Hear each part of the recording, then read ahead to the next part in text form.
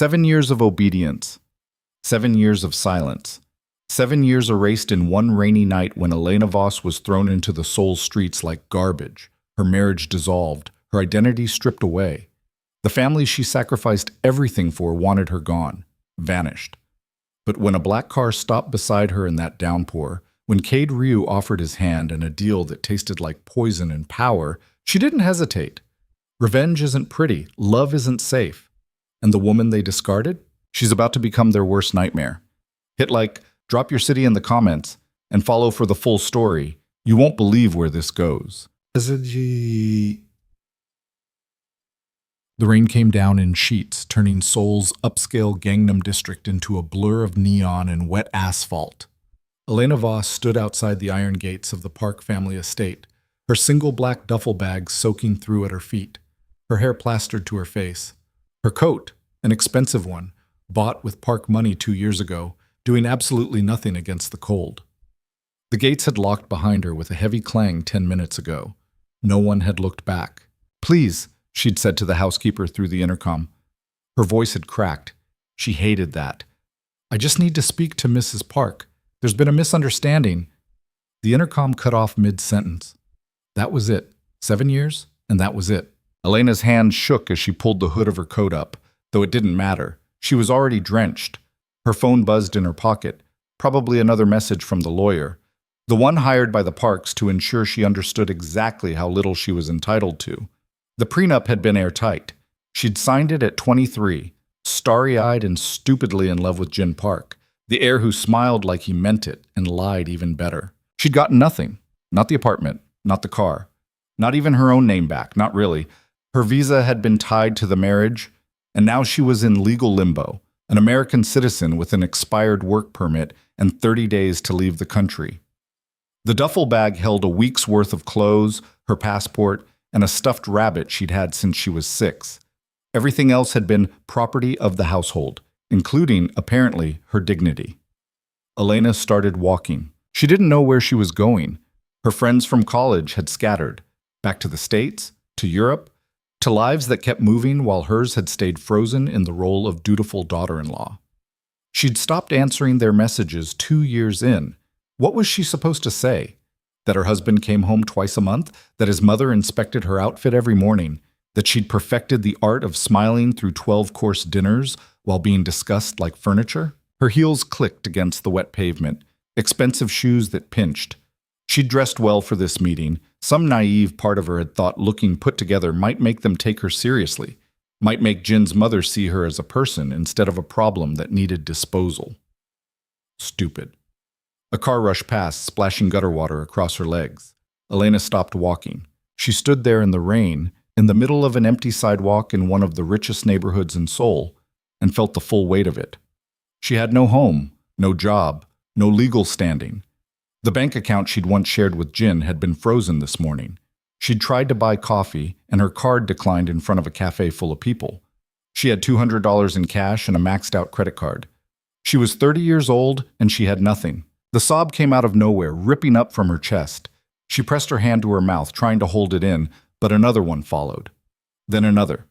She sank down onto a bench beneath a bus stop shelter, her bag hitting the ground with a wet thud, and just let herself break. She'd given them everything. She'd learned Korean until her American accent nearly disappeared. She'd memorized which bow to use for which family member. She'd smiled through the comments about her hips, her hair, her failure to produce a grandchild. She'd pretended not to notice when Jin stopped coming to bed, when he started smelling like someone else's perfume, when he stopped pretending at all. And for what? To be thrown out like trash the second his mother decided an American daughter-in-law was bad for the family image. The official reason was irreconcilable differences. The real reason was that Jin had gotten his mistress pregnant, and Mrs. Park wanted him to marry someone appropriate before the baby showed. Elena had been in the way, so they'd removed her. She didn't know how long she sat there, long enough for the cold to seep into her bones, long enough for her tears to dry up, replaced by something harder and sharper. The black car pulled up so quietly she almost didn't notice it. It was sleek, expensive in a way that didn't need to announce itself. Tinted windows. No plates she could see from this angle. It idled at the curb for a long moment, and Elena felt the hairs on the back of her neck rise. She should move, get up, walk away. She didn't. The back door opened. A man stepped out, and Elena's breath caught despite herself. He was tall, taller than Jin, broader in the shoulders. Mid-30s, maybe. Dark hair pushed back from his face, sharp features, a scar cutting thin and white across his left eyebrow. He wore a black suit that probably cost more than her entire wardrobe, and he moved like someone who'd never questioned his right to take up space. He looked at her, and his eyes were the coldest thing she'd ever seen. "Elena Voss," he said. Not a question. Her spine went rigid. "Who the hell are you?" "Someone who can help you." His voice was smooth, unaccented. American, like her, but there was something else underneath.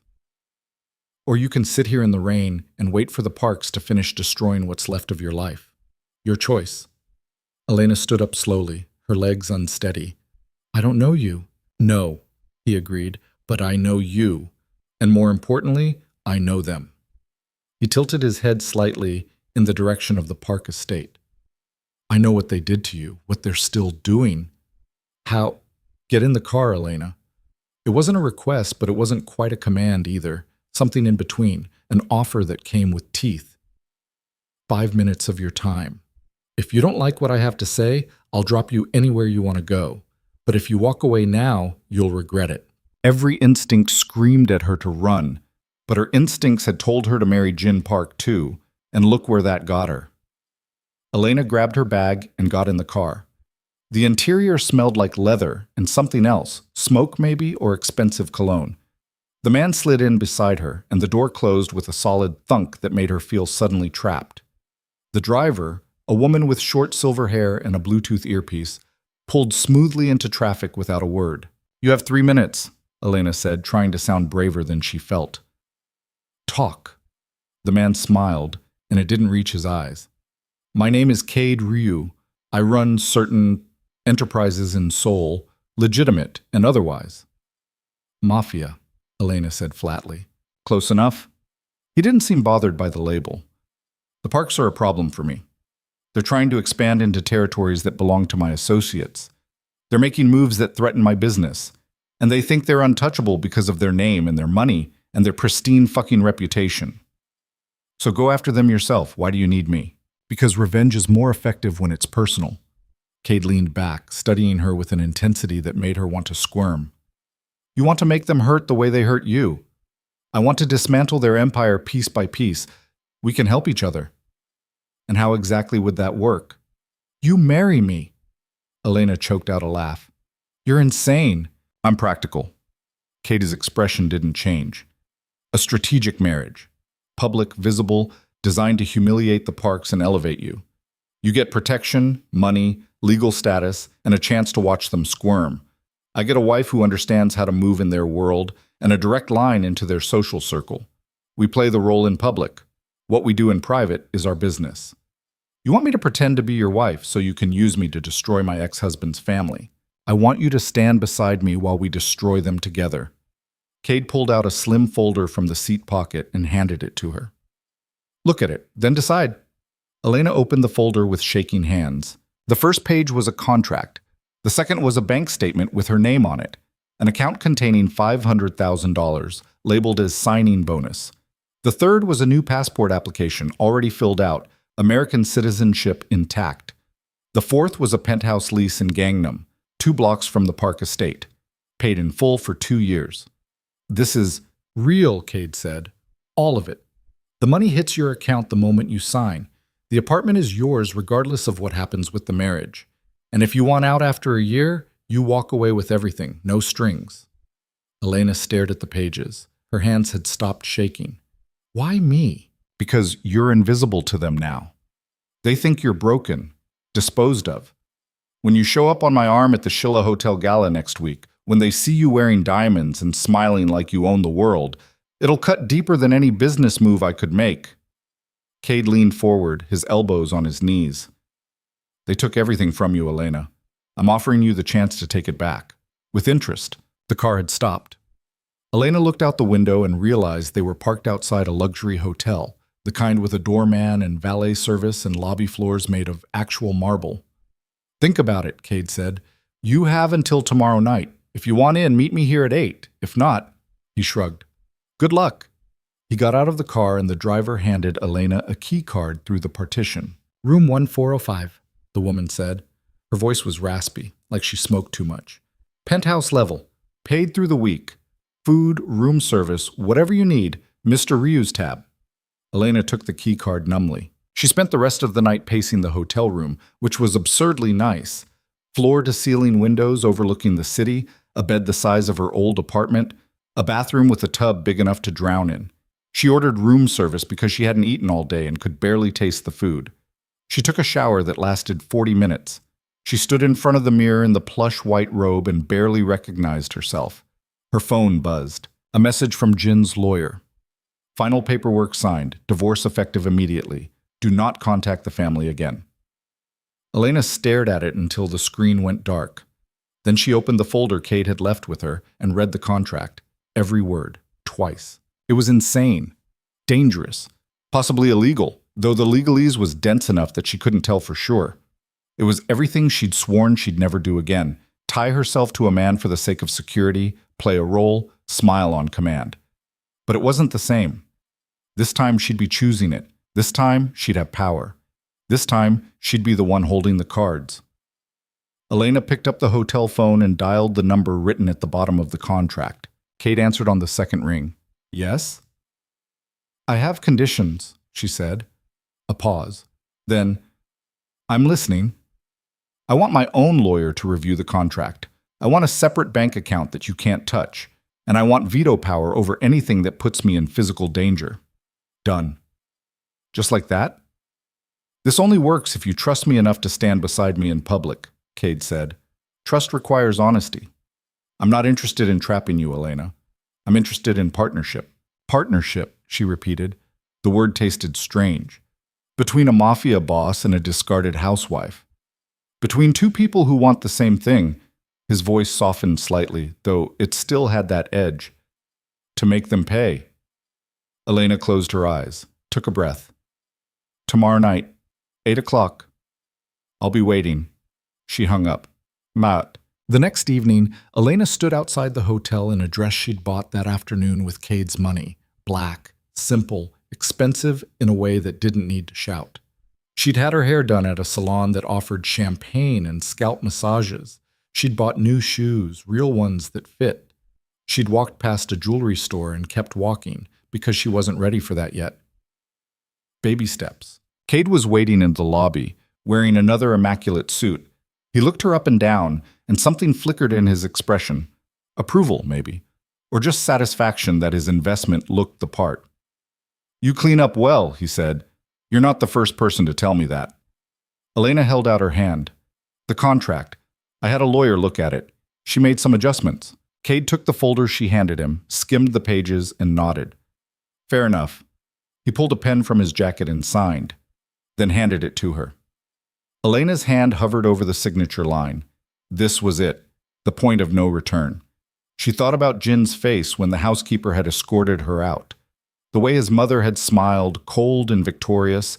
The way 7 years had been erased in an afternoon like they meant nothing. Elena signed her name. Cade extended his hand, and she shook it. His grip was firm, warm. Welcome to the game, Mrs. Ryu. We're not married yet. We will be by Friday. I've already arranged the paperwork. Cade gestured toward the elevator. Come on, we have a lot to cover. They rode up to a private conference room on the top floor where a team was waiting. Lawyers, a publicist, a woman who introduced herself as a stylist and image consultant, and a man who looked like he could break someone in half and called himself head of security. The next 3 hours were a blur. They discussed timelines, public appearances, the gala next week, where Elena would make her debut. The story they'd tell, a whirlwind romance, love at first sight, Elena rescued from a bad situation by a powerful man who saw her worth. It made her skin crawl, but she understood the necessity. People loved a fairy tale, even a dark one. The stylist, a tiny woman named Hana with bleached blonde hair and a tablet full of designer lookbooks, eyed Elena critically. We'll need to build her wardrobe from scratch. No offense, but everything you own screams Park family cast-off. We need power, confidence, untouchable. None taken, Elena said dryly. Good. We start tomorrow. 10 a.m. Bring coffee. This is going to take a while. The publicist, a sharply dressed man named Colin, tapped his pen against his notepad. Social media presence? Dead, Elena said. I deleted everything 2 years ago. Jin's mother didn't like the idea of me having a public profile. Perfect. Clean slate. We'll build you a new one. Aspirational, but not arrogant. Elegant, but approachable. The woman who got a second chance and isn't wasting it. Cade watched all of this with his arms crossed, silent. When the team finally left, it was just the two of them in the conference room, surrounded by half-empty coffee cups and contract drafts. You're quiet, Elena said. I'm observing. Observing what? Whether you're going to run. Cade leaned back in his chair, studying her. Most people would have bolted by now. This is a lot. I don't have anywhere to run to, Elena said honestly. And even if I did, I don't want to. Why not? She met his eyes. Because I'm tired of being afraid. I'm tired of being small. And I'm really fucking tired of them getting away with it. Cade smiled, and this time it almost looked real. Good. Fear is useless. Anger, though, anger we can work with. Is that what this is for you? Elena asked. Anger? Among other things. He stood, buttoning his jacket. The Parks killed someone I cared about 5 years ago. They made it look like a suicide, paid off the right people, and walked away clean. I've been waiting for the right opportunity to return the favor. Elena's stomach twisted. You're going to kill them? No. Cade's voice was flat. I'm going to do worse.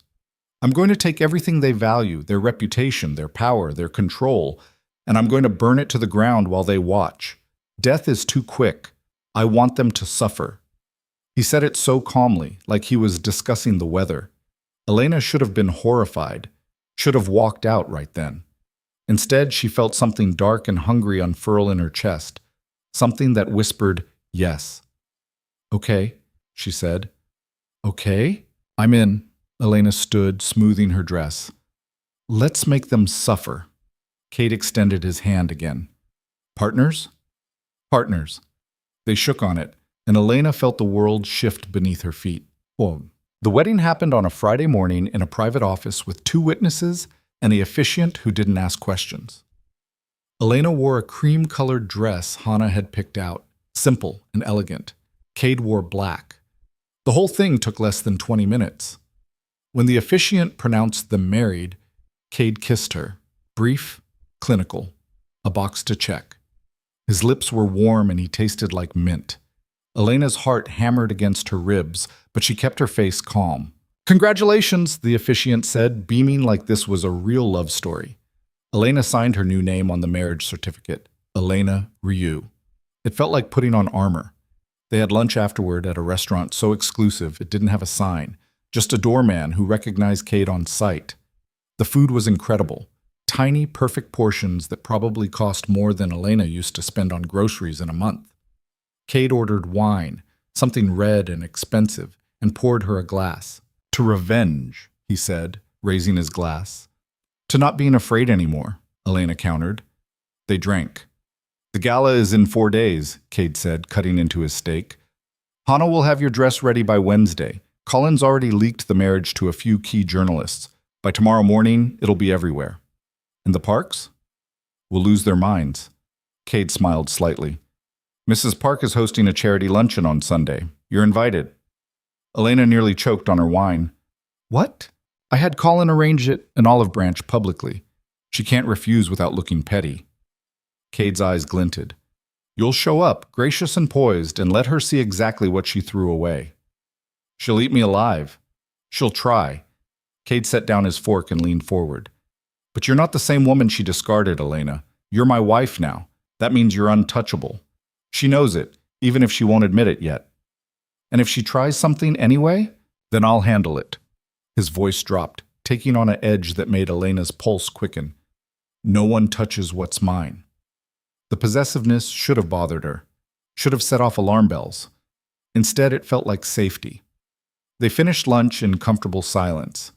Cade paid, Cash, Elena noticed, crisp bills that he didn't bother counting, and they walked out into the afternoon sun. The car was waiting, but Cade waved the driver off. "Walk with me," he said. They strolled through Gangnam, past boutiques and cafes, and the kind of casual wealth that had once intimidated Elena. Now wearing a designer dress and a wedding ring that probably cost more than a car, she felt different. People looked at her, not with pity or judgment, but with interest, curiosity. She liked it. "Tell me something real," Cade said suddenly. Elena glanced at him. "What?" "We're married now, partners.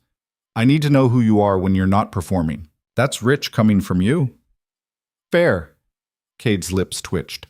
"I'll go first then. I hate seafood. I have nightmares about the person the Parks killed. Her name was Sarah, and she was my sister. And I think this city is beautiful and rotten in equal measure, and some days I can't tell which one I love more." Elena walked a few more steps, processing that. "Your sister.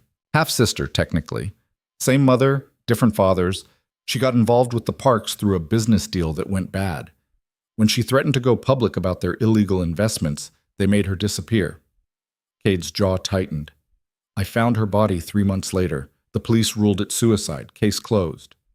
"I'm sorry," Elena said quietly. "Don't be. Just help me make them pay for it." They walked in silence for a moment. Then Elena took a breath. "Okay, something real. I don't know who I am anymore.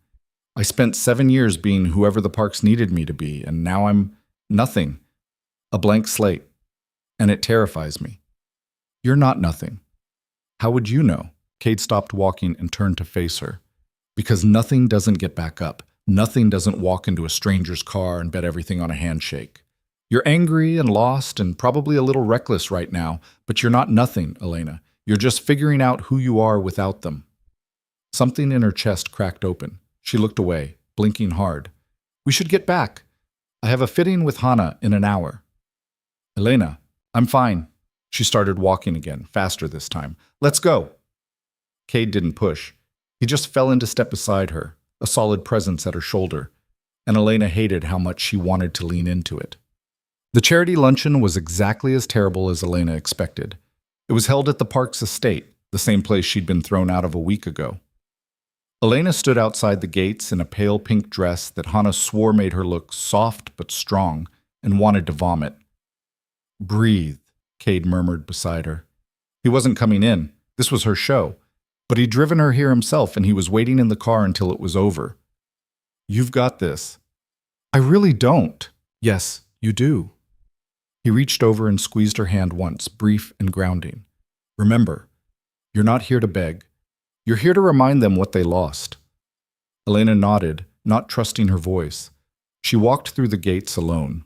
The luncheon was at the garden, under a white tent strung with lights, even though it was the middle of the day.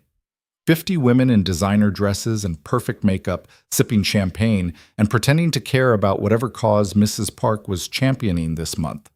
Elena recognized half of them, wives and daughters of the families she'd tried so hard to impress during her marriage.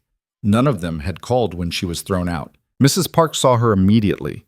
The older woman's face went carefully blank, the way it always did when she was furious but couldn't show it. "Elena," she said, her voice cold and crisp. "What a surprise." "Mrs. Park." Elena bowed slightly, the exact depth required for a former daughter-in-law, not an inch more. "Thank you for the invitation. It's good to see you." Lie. Blatant, obvious lie, and they both knew it. "Yes, well," Mrs. Park's smile was sharp. "We were all so concerned when we heard about your sudden remarriage to Mr. Ryu, of all people." The other women had gone quiet, watching. "Cade has been wonderful," Elena said smoothly. "Very supportive during a difficult time." "I'm sure." Mrs. Park's eyes glittered. "Though one does wonder about the timing. You've only been divorced a week. When you know, you know." Elena met her gaze steadily. "I'm sure you understand. You and Mr. Park were married within a month of meeting, weren't you?" A few of the women shifted uncomfortably. Mrs. Park's jaw tightened. "That was different." "Was it?" The silence stretched. Then Mrs. Park laughed, brittle and false. Well, I'm glad you've landed on your feet. Do help yourself to the refreshments. Dismissal, clear and cutting. Elena smiled. Thank you. I will. She moved through the luncheon like a ghost, speaking when spoken to, smiling at the right moments. The women watched her with a mix of pity and fascination, the disgraced ex-wife now remarried to a dangerous man. A cautionary tale. A scandal. Let them look. She was halfway through a conversation with a woman whose name she couldn't remember when Jin appeared. Her ex-husband looked exactly the same, handsome in that polished, empty way, expensive suit, perfect hair, the smile that had once made her feel like the only person in the room and now just made her feel tired. Elena, he said, can we talk? Every instinct screamed at her to say no, to walk away, but Cade's voice echoed in her head, make them see what they lost. Of course, she said. They stepped away from the tent into a quiet corner of the garden. Jin's hands were in his pockets, his posture casual, but his eyes were hard. You're really married to Cade Ryu, he said. I really am. Do you have any idea what you've done? Elena laughed, sharp and incredulous. What I've done? Jin, you threw me out. Your family destroyed my life, and now you're mad that I found a way to survive? Ryu is dangerous, Jin hissed. He's not some rebound, Elena. He's involved in things you can't even imagine, criminal things. And you're involved in what? Charity work? Elena stepped closer, her voice dropping. I know about the bribes, Jin, the under-the-table deals, the money your family laundered through those shell companies. You think you're better than Cade because you wear a suit and smile for cameras, but you're just as dirty. You're just better at hiding it. Jin's face went pale. You don't know what you're talking about. Don't I? She smiled, and it felt good, powerful. I spent 7 years in your house, Jin. I heard things, saw things, and now I have someone who actually listens when I talk. So yeah, I know exactly what I've done, and I don't regret it. She turned to walk away. Jin grabbed her wrist. Elena, let go of me. You think he cares about you? Jin's voice was low, almost desperate. He's using you to get to my family. That's all this is. Elena looked down at his hand on her wrist, then back up at his face. At least he's honest about it. She pulled free and walked away, her heart pounding so hard she thought it might burst. She made it back to the car, slid into the passenger seat, and pressed her hands to her face. Cade didn't ask questions. He just started the engine and drove. They were halfway back to the penthouse when Elena finally spoke. He grabbed me, she said quietly. Cade's hands tightened on the steering wheel. Where? My wrist. It's fine. It's not fine. Cade's voice was dangerously calm. Did anyone see? I don't think so. Good. He pulled over, put the car in park, and turned to face her. Listen to me, Elena. You ever feel unsafe, with him, with anyone, you call me. Immediately. I don't care where I am or what I'm doing. You call, and I will handle it. Understood? Elena nodded, her throat tight. Cade reached over and gently took her wrist, examining it. There was no mark, but his thumb brushed over the spot where Jin had grabbed her with a tenderness that made her chest ache. He won't touch you again, Cade said. It wasn't a promise, it was a fact, and Elena believed him. What? The gala was 3 days later, and it was everything Cade had promised. The Shilla Hotel ballroom was dripping with wealth and power. Crystal chandeliers, marble floors, a string quartet playing in the corner. Seoul's elite, gathered in one place to see and be seen. Elena stood at the entrance in a dress that made her feel like a weapon, midnight blue silk that hugged every curve, a slit up one thigh, diamonds at her throat that Cade had presented to her that morning without ceremony. Ready? He murmured, offering his arm. Elena took it, and they walked in together. The room went quiet. Then the whispers started, a wave of sound that followed them across the floor. Elena kept her head high, her expression serene, even as her heart hammered. She could feel eyes on her, judging, appraising, hungry for details. There, across the room, the Parks. Jin stood with his mother and a woman Elena didn't recognize, young, pregnant, wearing a ring that caught the light.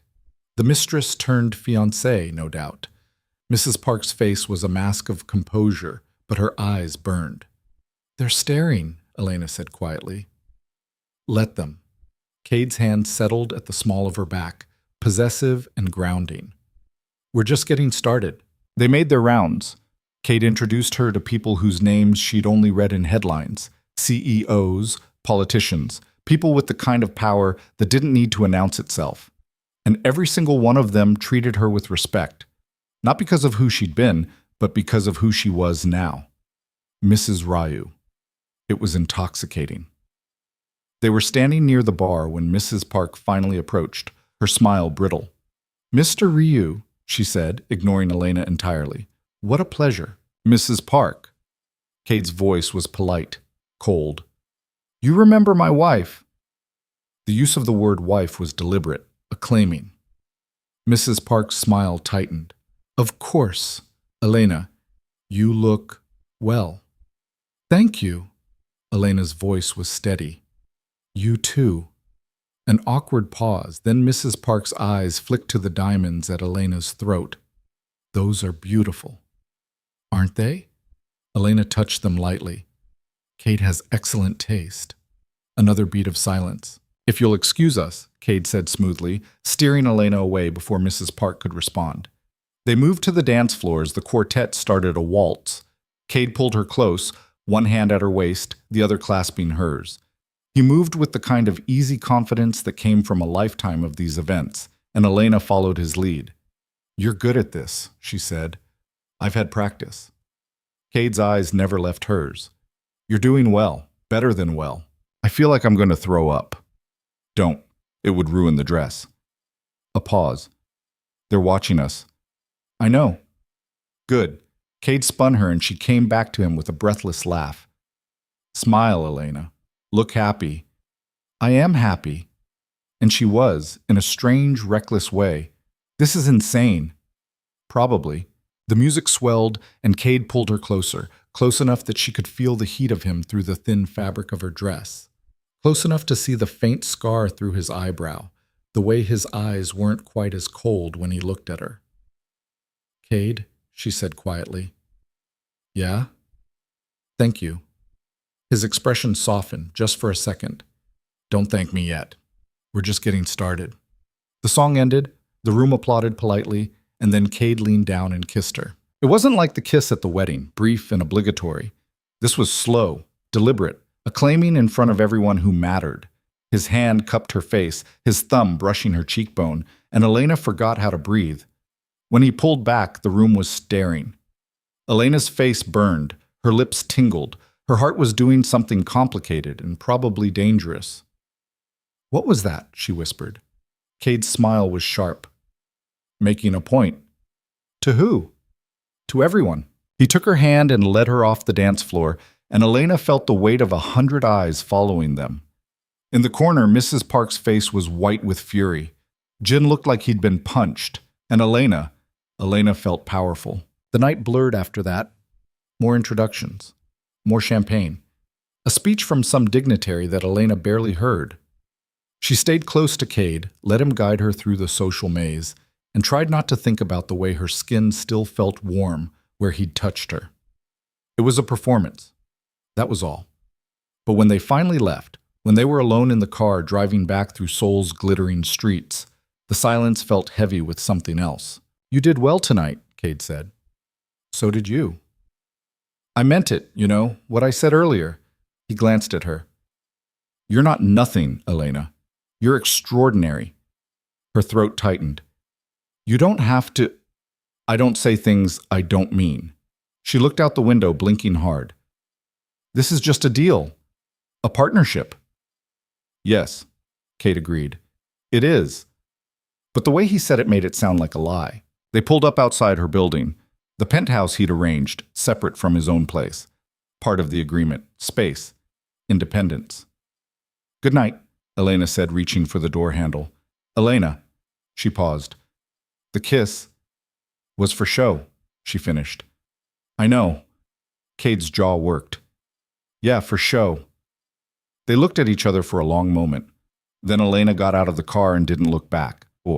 Inside, alone in the massive penthouse with its floor-to-ceiling windows and its cold, beautiful emptiness, she touched her lips and tried not to think about how much she wished it had been real. The photographs hit the internet at 6 in the morning. Elena was still half asleep when her phone started buzzing like a trapped wasp. She grabbed it off the nightstand, squinting at the screen, and felt her stomach drop. The headline read, "Mystery Woman Steals Hearts and Headlines. Cade Ryu's New Wife Makes Stunning Debut." Below it, a photo. Her and Cade on the dance floor, his hand at her waist, her head tilted back slightly as she laughed at something he'd said. They looked good together, too good, like they actually meant it. Elena scrolled. More photos, the kiss, the way they'd stood together at the bar. Candid shots that made the whole thing look romantic instead of strategic. Colin had done his job well. Maybe too well. Her phone rang. She didn't recognize the number but answered anyway. "Mrs. Ryu?" A woman's voice, bright and eager. "This is Kim Sua from Soul Style magazine. We'd love to do a feature on you and your husband. The city is absolutely buzzing." Elena hung up. The phone rang again immediately. Different number. She turned it off and sat there in the gray morning light, staring at the photos. At the version of herself that looked confident and untouchable, and nothing like the woman who'd been sobbing on a bench 2 weeks ago. Someone knocked on the penthouse door. Elena pulled on a robe and checked the security screen. Hannah stood in the hallway holding 2 coffee cups and a garment bag, looking annoyingly awake. "Let me in before the paparazzi figure out where you live," Hannah called through the intercom. Elena buzzed her in. "You're famous," Hannah announced, sweeping into the apartment and depositing the coffees on the kitchen counter. "Like, properly famous. My phone has been ringing nonstop since 5 a.m. Every magazine in Korea wants an interview. Someone offered me money for your dress size." Jesus. "I know, right? I told them to fuck off, obviously." Hannah unzipped the garment bag. "Anyway, Cade called. You have 3 appearances this week. Lunch tomorrow with some business partners, a charity thing on Thursday, and a private dinner Friday. I brought options." Elena took one of the coffees and drank it black, barely tasting it. "Does he always move this fast?" "Cade? Always. The man doesn't do slow." Hannah pulled out a cream-colored dress and held it up critically. "He also doesn't do fake, which is why this is working. People can smell bullshit from a mile away, but you two, you sell it. It's an act." "Is it?" Hannah gave her a look. "Because that kiss looked pretty real to me. It was for the cameras." "Sure." Hannah hung the dress on the closet door. "Keep telling yourself that. Now come on, we need to talk about your hair. The internet is divided on whether you should go shorter or—" "Hannah." "What?" Elena set down her coffee. "What's he really like? Cade, when he's not performing?" Hannah's expression shifted, something softer sliding into place. "Honestly? Loyal. Terrifying when he needs to be, and lonelier than he'd ever admit." She paused. "He doesn't let people in. The fact that he let you in at all, even for this, that means something." "He let me in because I'm useful. Maybe. Or maybe he saw something in you that reminded him of himself." Hannah shrugged. "Either way, don't underestimate him, and don't underestimate what you're getting into. The parks aren't going to take this lying down." As if on cue, Elena's phone buzzed. She turned it back on out of habit, a text from an unknown number. "You think you've won? You have no idea what's coming." Elena showed it to Hannah, whose face went hard. "I'm calling security," Hannah said, already pulling out her own phone. "It's probably just—" "Nothing is just anything when you're married to Cade Ryu. Threats are threats." Hannah spoke rapidly in Korean to someone on the other end, then hung up. "Okay, someone will be here in 10 minutes to upgrade your security system. In the meantime, don't go anywhere alone." "I can take care of myself." "I'm sure you can. But now you don't have to." The words sat strange in Elena's chest. She'd spent so long being responsible for her own survival that the idea of someone else stepping in felt foreign, dangerous even, but also kind of nice. The security arrived, 2 stone-faced men who swept the apartment and installed new locks and cameras without comment. Hannah left after extracting a promise that Elena would call if anything else happened. And then Elena was alone again, in a penthouse that suddenly felt less like freedom and more like a very nice cage. She spent the day avoiding her phone and trying to figure out what the hell she was doing with her life. By evening, she was climbing the walls. She texted Cade, "Can we talk?" His response came immediately. My place. I'll send a car. 20 minutes later, Elena was standing outside a sleek high-rise in Cheongdam, the kind of building that probably required a background check just to enter the lobby. The doorman recognized her on sight, probably from the photos, and waved her through to a private elevator that required a keycard. Cade's apartment was on the top floor, penthouse, naturally. But where Elena's place was all modern minimalism and clean lines, this was something else. Dark wood floors, exposed brick, floor-to-ceiling bookshelves crammed with everything from classic literature to true crime, a massive window overlooking the city, and in front of it, a desk covered in papers and a laptop still glowing. Cade appeared from what looked like a kitchen, wearing jeans and a black t-shirt. Elena had never seen him in anything but a suit. He looked younger like this, more human. "You got the text," he said. "Hannah told you." "Hannah tells me everything." Cade gestured to a leather couch. "Sit. I ordered food." "I'm not hungry." "Sit anyway." Elena sat, more because her legs were tired than because he told her to. Cade poured 2 glasses of whiskey from a decanter on the side table and handed her one. "It started," he said, settling into the chair across from her. "The Parks are pushing back. That text was just the opening move." "What do they want?" "To scare you. Make you think you're in over your head." Cade took a sip of his drink.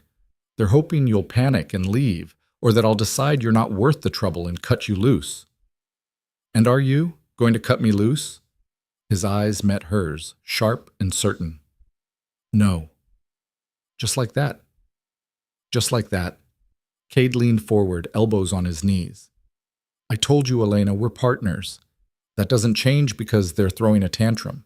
Elena drank, and the whiskey burned all the way down. "What's the next move?" "We keep going, keep showing up, keeping visible and untouchable." He paused.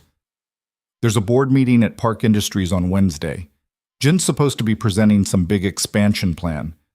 I've arranged for you to be there." "Why?" "Because his mother will be there. The whole family will.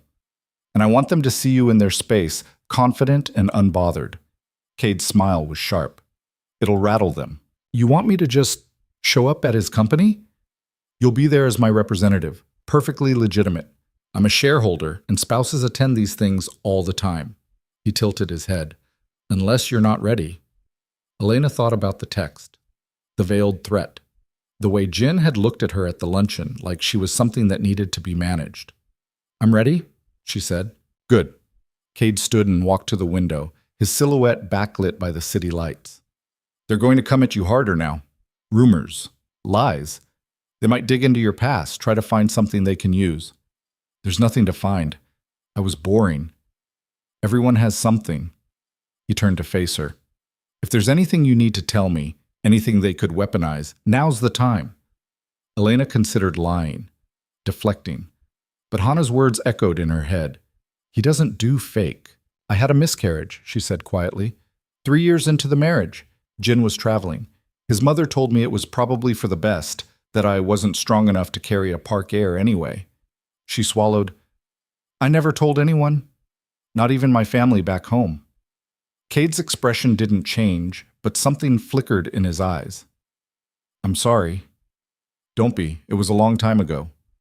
"That doesn't make it hurt less." No, it didn't. The silence stretched between them, heavy, but not uncomfortable. "My sister was pregnant when she died," Cade said suddenly. "That's why the Parks wanted her gone.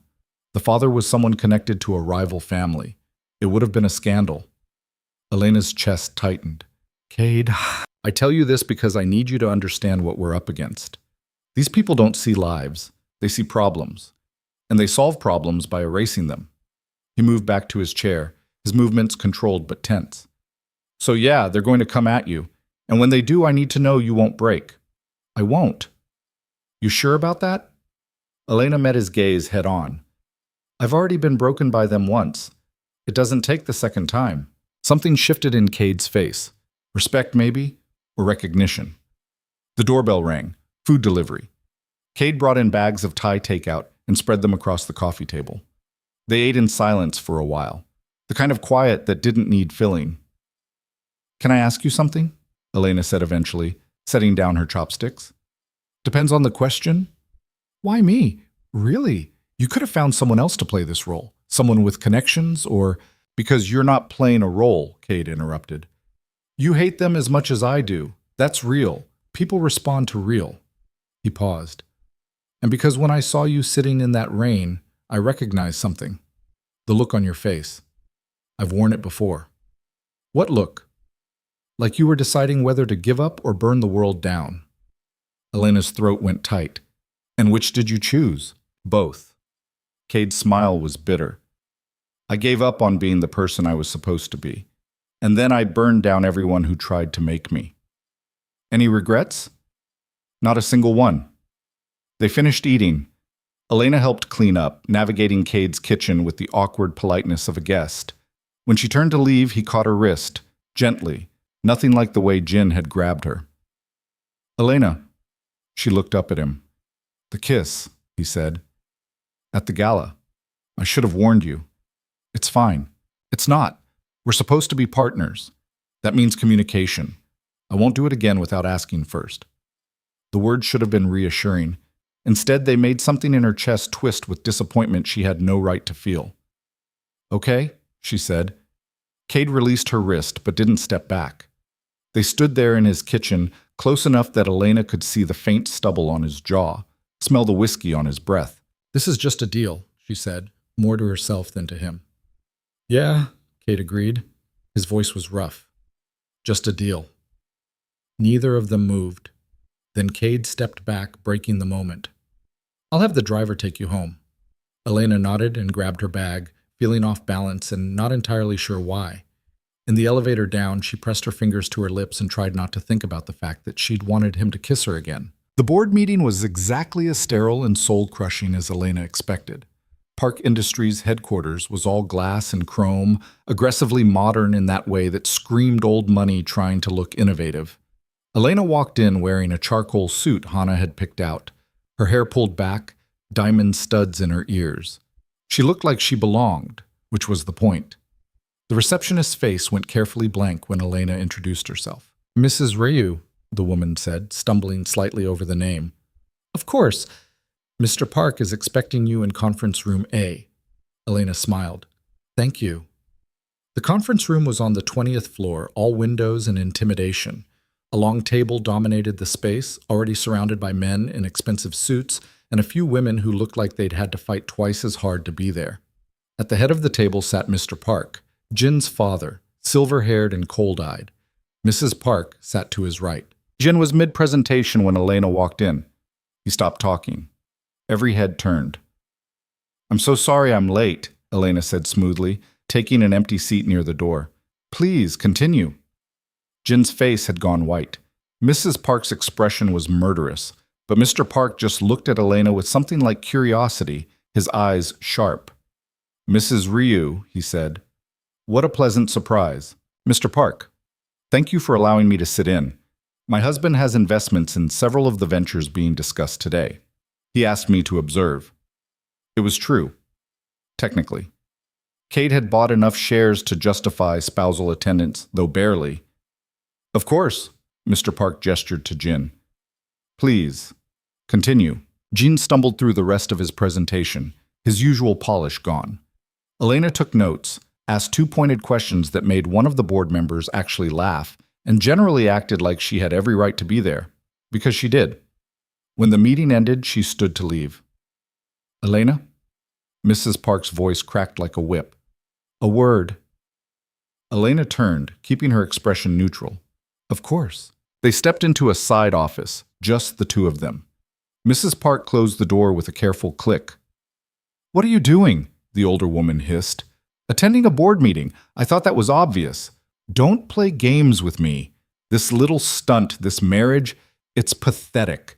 You think Cade Ryu cares about you? You're a pawn. Maybe, Elena said. But at least I'm a pawn with a penthouse and a bank account. What was I when I was married to your son? Oh, right, nothing. Mrs. Park's hand twitched, and for a second Elena thought she might actually hit her, but the older woman caught herself, smoothing her expression back into cold composure. You're making a mistake, she said. Cade Ryu is dangerous. You have no idea what you've gotten yourself into. Funny, he says the same thing about you. Elena walked out before Mrs. Park could respond. In the elevator, her hands shook. She pressed them flat against her thighs and breathed through her nose until the trembling stopped. By the time she reached the lobby, she was calm again, centered. A black car was waiting at the curb. Not the usual driver. This time, it was Cade himself behind the wheel. Elena slid into the passenger seat. "You didn't have to come. I wanted to see your face." Cade pulled into traffic. "How'd it go?" Jin stuttered through his presentation. "His mother threatened me in a side office. Pretty standard, honestly." Cade laughed, short and surprised. "What'd she say?" "That you're dangerous and I'm a pawn." "She's not wrong about the first part." He glanced at her. "And the second?" "I told her at least I'm a pawn with a penthouse." This time Cade's laugh was real, full, and warm. Elena felt it in her chest like sunshine. "You're going to be trouble," he said. "I thought that was the point." They drove in comfortable silence for a while. Elena watched the city blur past, the familiar streets that didn't feel quite so foreign anymore. "There's something else," Cade said eventually. "The parks are planning something. My sources say they've hired a private investigator to dig into your past." Elena's stomach dropped. "What are they looking for?" "Anything they can use to discredit you. Discredit us." He drummed his fingers on the steering wheel. "I've got people working on shutting it down, but you need to be prepared. If there's anything in your history they could twist—" "There isn't," Elena said firmly. "I told you, I was boring. Student loans, a job at a marketing firm, then I met Jin and gave it all up to be his wife. That's it. No skeletons, no scandals? Unless you count the time I got drunk at a college party and made out with my roommate's boyfriend. No." Cade raised an eyebrow. "Did you?" "Did I what?" "Make out with your roommate's boyfriend." Elena felt her face heat. "Yes, and she forgave me after I threw up on his shoes. It was a whole thing." Cade's lips twitched. "I like you more every day." The words settled warm in Elena's chest, dangerous and welcome. They pulled up outside her building. Elena reached for the door handle, then paused. "Cade?" "Yeah?" "Thank you for having my back." He looked at her, and something in his expression made her breath catch. "Always." Elena got out before she could do something stupid, like lean across the console and kiss him. The charity event on Thursday was smaller, more intimate. 100 people instead of 500 gathered in a gallery space in Itaewon to bid on art for some cause Elena couldn't quite track. She wore green this time, emerald silk that made her skin glow, and stood beside Cade as he worked the room with the ease of someone who'd been doing this his whole life. "You're good at this," she murmured during a lull. "I've had practice." Cade handed her a glass of champagne. "See the woman in red by the Rothko?" Elena glanced over. A stunning woman, maybe 40, dripping in jewels. "Yeah?" "That's Seo Yuna. She runs one of the largest investment firms in Asia. Also happens to be Jin's godmother." "Of course she is." "She's been watching you all night. I think she wants to talk." As if on cue, Yuna excused herself from her conversation and drifted over, her smile sharp and assessing. "Cade," she said warmly, "and you must be the famous Elena. I've heard so much about you." "All good, I hope," Elena said. "Oh, a mix." Yuna's laugh was melodic. "The parks are absolutely beside themselves. Jin's mother called me 3 times this week to complain about your little board meeting appearance." "I'm sure she did." "Between you and me?" Yuna leaned in conspiratorially. "It's about time someone rattled that family. They've been insufferable for years." She straightened. "Welcome to the fold, dear. If you need anything, advice, connections, a good lawyer, let me know." "Thank you," Elena said, surprised by the genuine warmth in the offer. Yuna drifted away, and Cade's hand settled at Elena's lower back, a touch that was becoming familiar. "She likes you," he said. "How can you tell?" "Because if she didn't, she would have cut you dead. Yuna doesn't do polite for the sake of it." They wandered through the gallery, looking at paintings Elena didn't understand but pretended to appreciate. At one point, Cade bid $30,000 on an abstract piece that looked like someone had thrown paint at a canvas and called it art. "Why did you buy that?" Elena asked as they left. "Because Jin was bidding on it, and I wanted to piss him off." Elena laughed despite herself. "That's petty. Extremely." Cade opened the car door for her. "But effective." The drive home felt different this time, quieter. Cade's hand rested on the gear shift, and Elena kept catching herself staring at it, at the way his fingers moved, the calluses on his palm that didn't match his expensive suits. "You're staring," Cade said without looking at her. "I'm observing." "Observing what?" "You. Trying to figure you out." "Any conclusions?" Elena considered. "You're more complicated than you pretend to be, and lonelier." Cade's jaw tightened. "Hannah talks too much." "She cares about you." "Yeah, she does." He pulled up outside Elena's building but didn't put the car in park. "Can I ask you something?" "Depends on the question." "Do you regret it? Saying yes to this?" Elena thought about the penthouse, the bank account, the way it felt to walk into the Park estate with her head high. The way Cade looked at her sometimes, like she was more than just a means to an end. "No," she said honestly. "Do you?" "No." Cade finally looked at her, and the intensity in his gaze made her pulse quicken. "But it's getting complicated." "How?" Instead of answering, he leaned across the console and kissed her. It wasn't like the gala kiss, staged and performative. This was slow, deliberate, almost tentative. His hand cupped her face, thumb brushing her cheekbone, and Elena's breath stuttered.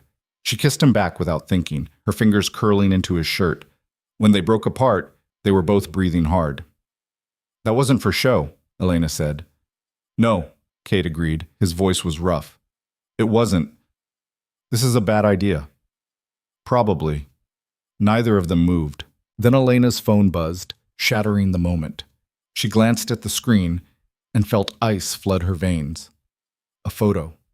Her and Cade kissing in the car, clearly taken from outside the vehicle, and below it a message, "Smile for the cameras, sweetheart." She showed Cade, whose expression went dark and dangerous. "They're watching," she said. "Let them." Cade's voice was cold. "It's time to escalate anyway." "What does that mean?" He looked at her, and something in his eyes made Elena's stomach flip. "It means we stop playing nice. The Parks want a war? We'll give them one." The war started with paperwork. Elena sat in Cade's office the next morning, watching him spread documents across the massive desk like battle plans, financial records, property deeds, internal emails that had no business being in his possession, but somehow were. "This is everything?" she asked, scanning a page that detailed offshore accounts in the Cayman Islands. "Most of it." Cade tapped a folder with his pen. "The Parks have been laundering money through their charity foundation for years. Small amounts, nothing that would trigger an audit. But it adds up." He slid another document toward her. "And this is the real prize. Jin's expansion plan, the one he presented at the board meeting. Half the funding comes from a shell company connected to a politician currently under investigation for corruption." Elena read through it twice, her pulse quickening. "If this gets out, it will destroy them." Cade leaned back in his chair, watching her. "The question is when. We can leak it now, create immediate chaos. Or we can wait, let them think they're safe, and drop it when it'll do maximum damage." "When would that be?" "Next month. There's a shareholders meeting where Mr. Park is supposed to announce his retirement and transition control to Jin. If we release this the day before..." Cade's smile was sharp. "The board will eat them alive." Elena set down the papers, her hands steady despite the adrenaline coursing through her. "They'll know it came from us. They'll suspect. They won't be able to prove it." He paused. "But they'll retaliate. Harder than before. You need to be ready for that." "I am." "Elena," Cade's voice softened slightly. "I'm talking about public humiliation, lies in the press. Maybe worse. They might go after your family back in the States, your friends, anyone they think you care about." "I don't have anyone left who'd be affected." The words came out bitter. "Jin's mother made sure I burned those bridges years ago, said it was inappropriate for a Park wife to maintain foreign connections." Cade's expression darkened. "She isolated you." "Completely." Elena met his eyes. "So, no. There's no one they can use against me, which means I have nothing left to lose." Something flickered across Cade's face, approval mixed with something else. Concern, maybe. "That's what worries me." Before Elena could respond, the office door opened and a man walked in without knocking. He was younger than Cade, maybe early 30s, with sharp features and the kind of expensive haircut that probably required monthly maintenance. He wore a suit that screamed corporate lawyer and carried himself like someone used to getting his way. "We have a problem," he said without preamble. Kay didn't look surprised. "Marcus, meet my wife. Elena, this is Marcus Chen, my attorney and occasionally my conscience." Marcus gave Elena a brief nod before turning back to Cade. "The parks filed an injunction. They're claiming you're using insider information to manipulate their stock prices." "That's bullshit," Cade said calmly. "Of course it is, but it's strategic bullshit. They're not trying to win the case. They're trying to tie you up in court long enough to execute whatever they're actually planning." Marcus dropped a file on the desk. "And there's more. They've subpoenaed your financial records, all of them." Cade's jaw tightened. "When?" "Hearing is scheduled for next week." Elena looked between them. "Can they do that?" "They can try," Marcus said, "but it's going to be expensive and messy. And if they're willing to go this hard this fast, it means they're scared." "Good," Cade said. "Let them be scared."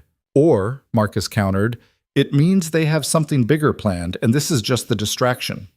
He glanced at Elena. "No offense, but you showing up has accelerated their timeline considerably. They were content to let Cade operate in the shadows. Now that he's stepped into their world publicly, with you on his arm, they want him gone." "Then they should have thought of that before they threw me away," Elena said quietly. Marcus studied her for a long moment. "You know what you're doing, getting in the middle of this?" "No," Elena admitted, "but I'm doing it anyway." A smile tugged at Marcus's mouth. "I can see why you like her." "Out," Cade said, but there was no heat in it. "I'll call you later about the injunction." Marcus left, and the office fell quiet except for the hum of the city beyond the windows. "He's right, you know," Cade said. "This is accelerating.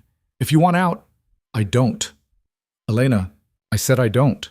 She stood, crossing to where he sat. "You think I don't know what I've signed up for? I spent 7 years watching that family operate. I know exactly how ruthless they are. And I also know that if we back down now, they'll destroy us both just to prove they can." Cade looked up at her, and something in his expression made her chest tight. "When did you get so fearless?" "I'm not fearless. I'm just tired of being afraid." Elena leaned against the desk. "So what's the next move?" "We go on a fence." Cade pulled up something on his laptop and turned the screen toward her. "There's a fundraiser tomorrow night. Major donors, media presence, the works. Mrs. Park is hosting. We're going to attend." "She didn't invite us." "She invited every major shareholder in Park Industries. I qualify." His smile was dangerous. "And spouses are always welcome." Elena felt a thrill run through her, part terror and part excitement. She's going to lose her mind. That's the idea. They spent the next hour planning, going over talking points and potential scenarios. Cade's mind worked like a chess player's, always 3 moves ahead, anticipating reactions and countermoves. Elena found herself drawn into it, contributing ideas, pointing out blind spots. It felt like partnership in a way her marriage to Jin never had. When they finally broke for lunch, Elena realized she'd been in Cade's office for 4 hours and hadn't once checked her phone. "You hungry?" Cade asked, shutting his laptop. "Starving." They ordered in sushi from a place that apparently didn't deliver to anyone except Cade, and ate at the small table by the window.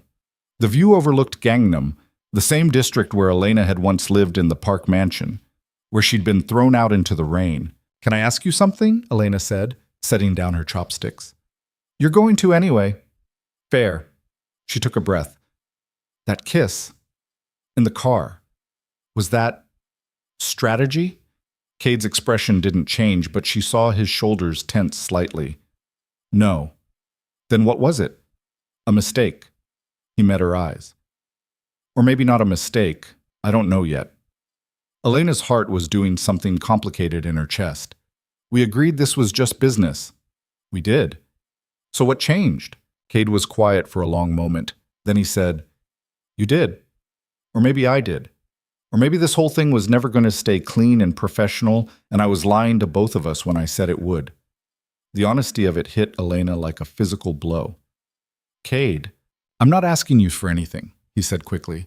"I know what we agreed to. I'm just telling you that somewhere between the gala and now, this stopped being only about revenge for me." He paused. "But if you want to keep it professional, We can. I won't touch you again. Elena should have said yes, should have drawn that line clearly and firmly. Instead, she heard herself say, "What if I don't want you to stop?"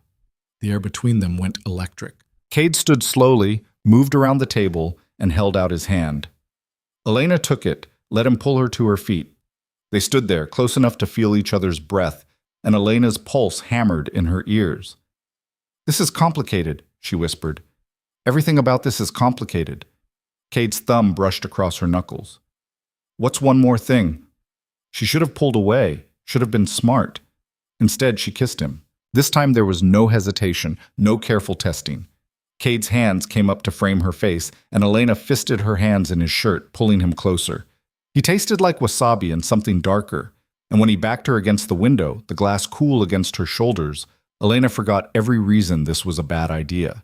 His mouth moved to her neck, and she gasped. "Cade, tell me to stop," he murmured against her skin. "If you want me to stop, tell me." She didn't tell him to stop. They ended up on the couch in his office, Elena straddling his lap, both of them breathing hard and disheveled in a way that would have scandalized the put-together image they presented to the world. Cade's hands were in her hair, her blouse was half unbuttoned, and when they finally broke apart, they just stared at each other. "Well?" Elena said breathlessly. "That happened." Cade laughed, the sound surprised and genuine. "Yeah, it did. We should probably talk about it." Probably. He didn't let go of her waist. But maybe not right now. Elena's phone buzzed from where she'd left it on the desk, then buzzed again, and again. She untangled herself reluctantly and grabbed it, her stomach sinking as she saw the notifications. 12 missed calls, 20 texts, all from numbers she didn't recognize. "What is it?" Cade was beside her immediately, his expression shifting back to business. Elena opened the first text and felt the blood drain from her face. It was a photo. Her, from college. Drunk at a party, sitting on some guy's lap, her shirt riding up. Below it, "American slut finds new sugar daddy. How many men until this one throws you out too?" She scrolled. More photos, more messages, screenshots of old social media posts taken out of context. A fabricated story about her dropping out of college for personal reasons that made it sound like she'd had an abortion or been expelled. "They're burying you," Cade said quietly, reading over her shoulder. Elena's hands shook. She set the phone down carefully before she could throw it. "How did they get these?" "The PI, and probably some money to the right people."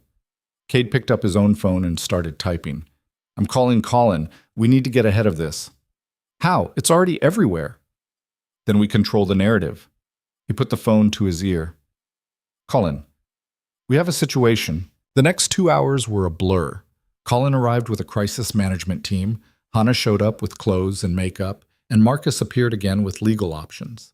They set up in Cade's conference room, and Elena sat in the center of it all, feeling weirdly disconnected from the chaos. "We issue a statement," Colin said, typing rapidly on his laptop. "Brief, dignified. We acknowledge the photos are real but taken out of context. We frame you as someone who's overcome a difficult past and found success despite obstacles."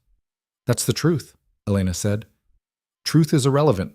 Perception is everything." Colin didn't look up from his screen. "The parks are counting on you to either hide or lash out. We do neither. We own it, reframe it, and move on."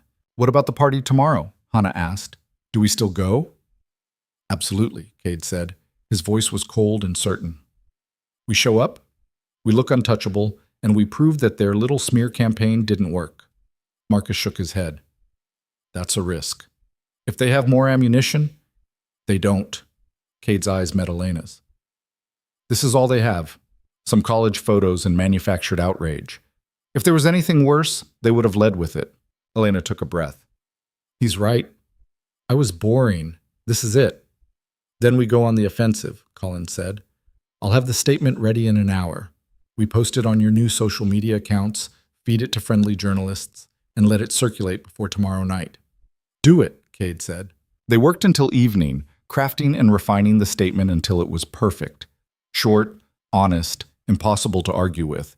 By the time they finished, Elena's head was pounding and she wanted nothing more than to go home and sleep for 12 hours. But Cade caught her arm as she was leaving. "Stay. What? Here. Tonight. His eyes were serious. They're watching your building. If you go home alone, they'll see it as retreat. Stay here with me, and it sends a different message. Elena should have said no, should have maintained some distance, but she was tired of being alone. Okay, she said. Cade's apartment was different at night, quieter, more intimate. He gave her one of his shirts to sleep in and showed her to a guest room that was nicer than most hotel suites. But when she lay there in the dark, staring at the ceiling, sleep wouldn't come. She found Cade on the balcony, smoking a cigarette and looking out over the city. I didn't know you smoked, Elena said, stepping outside. I quit 3 years ago. He took a drag. Sometimes I relapse when things get stressful. Is this stressful? Seeing you torn apart in the media because of me? Yeah, little bit. He offered her the cigarette. Want some? Elena took it, inhaled, and immediately regretted it. She coughed, her eyes watering. That's disgusting. Told you I quit for a reason. Cade took it back, stubbed it out. You should be asleep. So should you. They stood there in the cool night air, the city sprawling below them like a living thing. I'm sorry, Cade said quietly. For what? For dragging you into this. For not protecting you better. Elena turned to face him. I'm not some damsel who needs protecting. I walked into this with my eyes open. Still nothing. She moved closer. You gave me a choice when no one else would. You gave me power when I had none. Whatever happens now, I chose it. That matters. Cade looked at her like she was something precious and dangerous all at once. You're going to be the death of me. Probably. Elena smiled. But what a way to go. He kissed her again, softer this time, like he was memorizing the shape of her mouth. And when he pulled back, his forehead resting against hers, Elena felt something shift in her chest, something that felt dangerously like the truth. She was falling for him. The fundraiser was held at the Grand Hyatt, one of those impossibly elegant venues that seemed designed to make regular people feel inadequate. Elena arrived on Cade's arm wearing a dress that Hannah had described as a declaration of war, deep red silk that clung to every curve and dipped low enough in the back to make a statement. Her hair was swept up, her makeup flawless, and the diamonds at her throat probably cost more than her entire college education. She looked like money and confidence and everything the Parks had tried to strip away from her. The reaction was immediate. Heads turned, conversation stopped, and at the center of it all, near the bar, Mrs. Parks' face went white with fury. Breathe, Cade murmured, his hand at her back. You look incredible. I feel like I'm going to throw up. Do it on gin. It'll be cathartic. Elena choked on a laugh and some of the tension eased. They moved through the room like they owned it. Cade introduced her to people whose names Elena recognized from Forbes lists, from political headlines, from the kind of circles she'd once been allowed to observe but never truly enter. And every single one of them treated her with respect. It was intoxicating. Mrs. Ryu, a hand on her arm. Elena turned to find Seo Yuna, resplendent in silver, smiling like a cat with cream. You've caused quite the stir. I have a talent for it, apparently. Indeed. Yuna's eyes sparkled with amusement. I wanted to tell you, those photos that circulated yesterday? Utterly tasteless. I've already made sure several of the outlets that published them won't be getting any more advertising revenue from my companies. Elena blinked. You didn't have to do that. Of course I did. The Parks may think they run this city, but they don't run me. Yuna squeezed her arm. Hold your head high, dear. You're doing beautifully. She swept away, leaving Elena slightly stunned. Did that just happen? Elena asked Cade. Yuna doesn't pick sides lightly. When she does, she goes all in. Cade smiled. You've got a powerful ally. I've got you. The words came out before Elena could stop them, sincere and unguarded.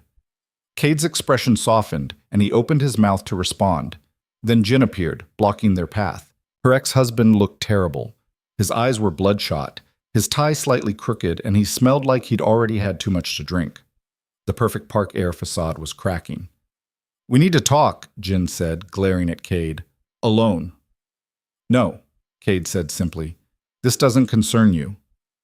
Everything concerning my wife concerns me. Cade's voice was polite, but his eyes were ice. So if you have something to say, say It here. Jin's jaw worked. Then he turned to Elena, ignoring Cade entirely.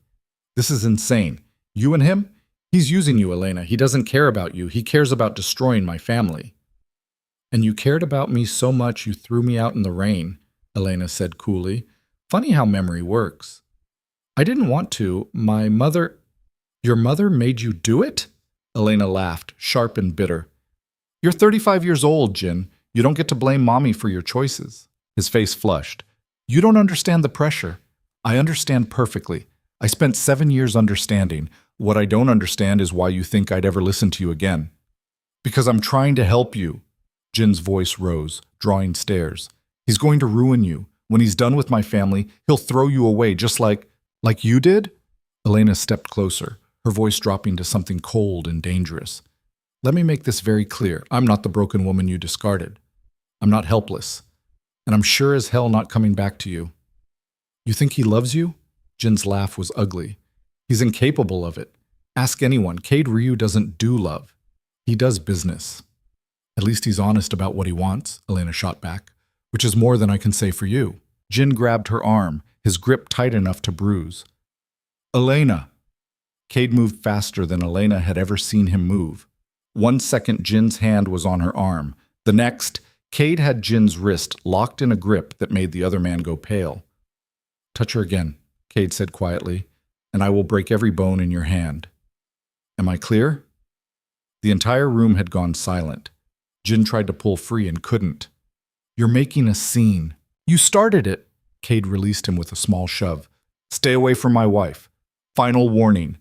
Jin stumbled back, his face mottled with rage and humiliation. For a second, Elena thought he might actually throw a punch. Instead, he turned and walked away, shouldering through the crowd.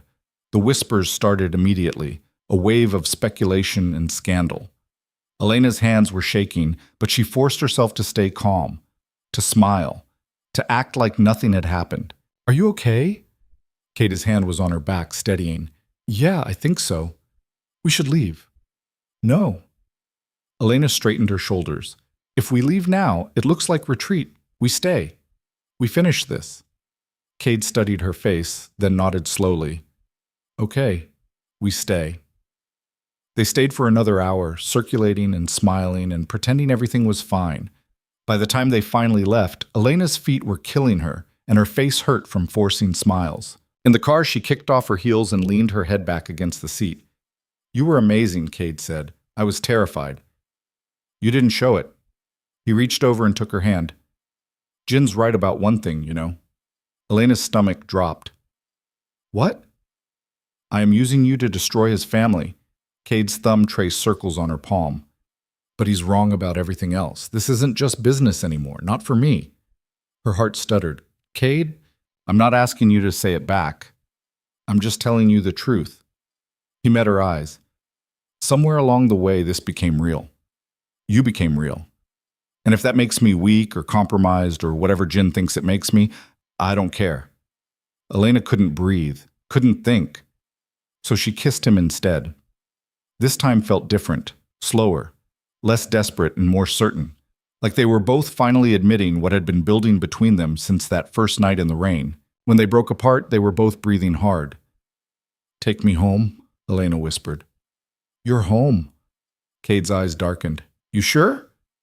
I've never been more sure of anything. They barely made it inside Cade's apartment before they were kissing again, fumbling with zippers and buttons. The dress that had cost a fortune ended up pooled on the floor. Cade's jacket followed. They left a trail of expensive clothes from the door to the bedroom, and when they finally fell into his bed, tangled together and breathless, Elena felt something inside her chest crack open.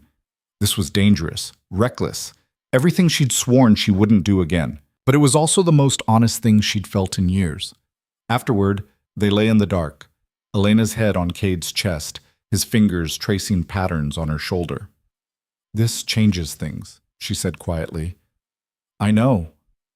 The Parks are going to use it against us. Let them try. Cade pressed a kiss to her hair. I meant what I said. This is real now, which means I'm all in. No more holding back.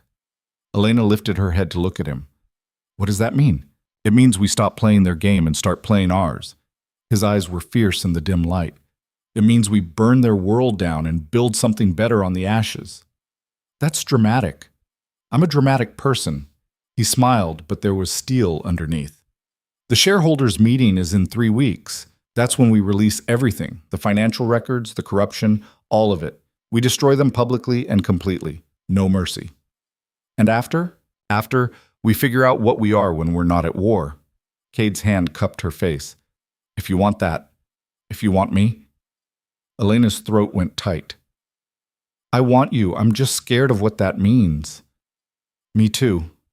The admission was soft, vulnerable in a way that made her chest ache. But I'm more scared of letting you go. She kissed him again, softer this time, and felt the last of her defenses crumble. They'd started this as partners in revenge. Somewhere along the way, they'd become something else. And Elena had no idea if it would survive what came next. The morning after felt surreal, in a way Elena wasn't prepared for. She woke up tangled in sheets that cost more than her first car, sunlight streaming through floor-to-ceiling windows, and Cade's arm draped across her waist like it belonged there. For a moment, she just lay still, cataloging the unfamiliar weight of it, the warmth of another body beside her after so many years of sleeping alone. Then reality crashed back in with the buzz of her phone on the nightstand. Cade stirred, his voice rough with sleep. Ignore it. Can't. Elena reached for it, her stomach already knotting with dread. The screen showed 15 missed calls and a flood of messages. She scrolled through them, her chest tightening with each notification. Colin, we have a problem. Call me immediately. Marcus, Park legal team filed 3 new motions this morning. This is escalating fast. Hannah, turn on the news, now. Cade, Elena's voice came out thin. Wake up. He was alert instantly, the softness of sleep vanishing. What is it? She handed him the phone wordlessly and grabbed the remote for the TV mounted on the wall. The screen flickered to life on a morning news show, and Elena's stomach dropped through the floor. Her face filled the screen. Not the polished, confident version from the gala. This was a freeze frame from security footage. Grainy, unflattering, catching her mid-stumble outside a club she barely remembered visiting months ago during her marriage. The chyron below read, Mystery Wife's Troubled Past. New evidence surfaces in Park family scandal. They're saying I have a drinking problem, Elena said, her voice hollow. That I was fired from my job in the States for misconduct. That I married Jin under false pretenses. She scrolled through her phone with shaking hands. None of this is true. I left that job because I moved to Korea. I've been to that club exactly once, and I wasn't even drunk. Jin's driver had to brake hard and I lost my balance. Cade was already on his phone, his jaw set. Colin, I'm watching it. A pause. I don't care what it costs. We bury this story and we find out who fabricated the evidence. Another pause. Do it. He hung up and turned to Elena, his expression fierce. Get dressed. We're going to make a statement. Cade, this is lies. All of it. He cupped her face, forcing her to meet his eyes. I know lies when I see them, and we're going to prove it. But Elena's hands wouldn't stop shaking as she pulled on clothes from the previous night. The red dress felt obscene now. Too bold. Too much. She felt exposed in a way that had nothing to do with fabric. By the time they made it to Cade's office, the team was already assembled. Colin had printouts spread across the conference table, each one a different lie being circulated. Marcus was on the phone with someone, his voice clipped and professional. Hannah sat in the corner with her laptop, typing furiously. It's coordinated, Colin said without preamble. 5 different outlets published stories within an hour of each other, all citing anonymous sources close to the situation. The footage is real, but the context is completely fabricated. Can we sue? Elena asked. We can. We will. Marcus hung up his phone. But litigation takes time, months, maybe years. In the meantime, the damage is done. So what do we do? Elena's voice cracked despite her best efforts. Just let them destroy me? No. Cade's voice was cold and certain. We accelerate the timeline. The shareholders' meeting isn't for 3 weeks, but we don't need to wait. We release everything today. Marcus's head snapped up. That's premature. We haven't verified all the sources. We have enough. Cade pulled up files on his laptop. The offshore accounts, the shell companies, Jin's relationship with the politician under investigation. It's all solid. It's also our only leverage, Marcus argued. If we blow it now and it doesn't stick, it will stick. Cade's eyes were hard. They went nuclear. So do we.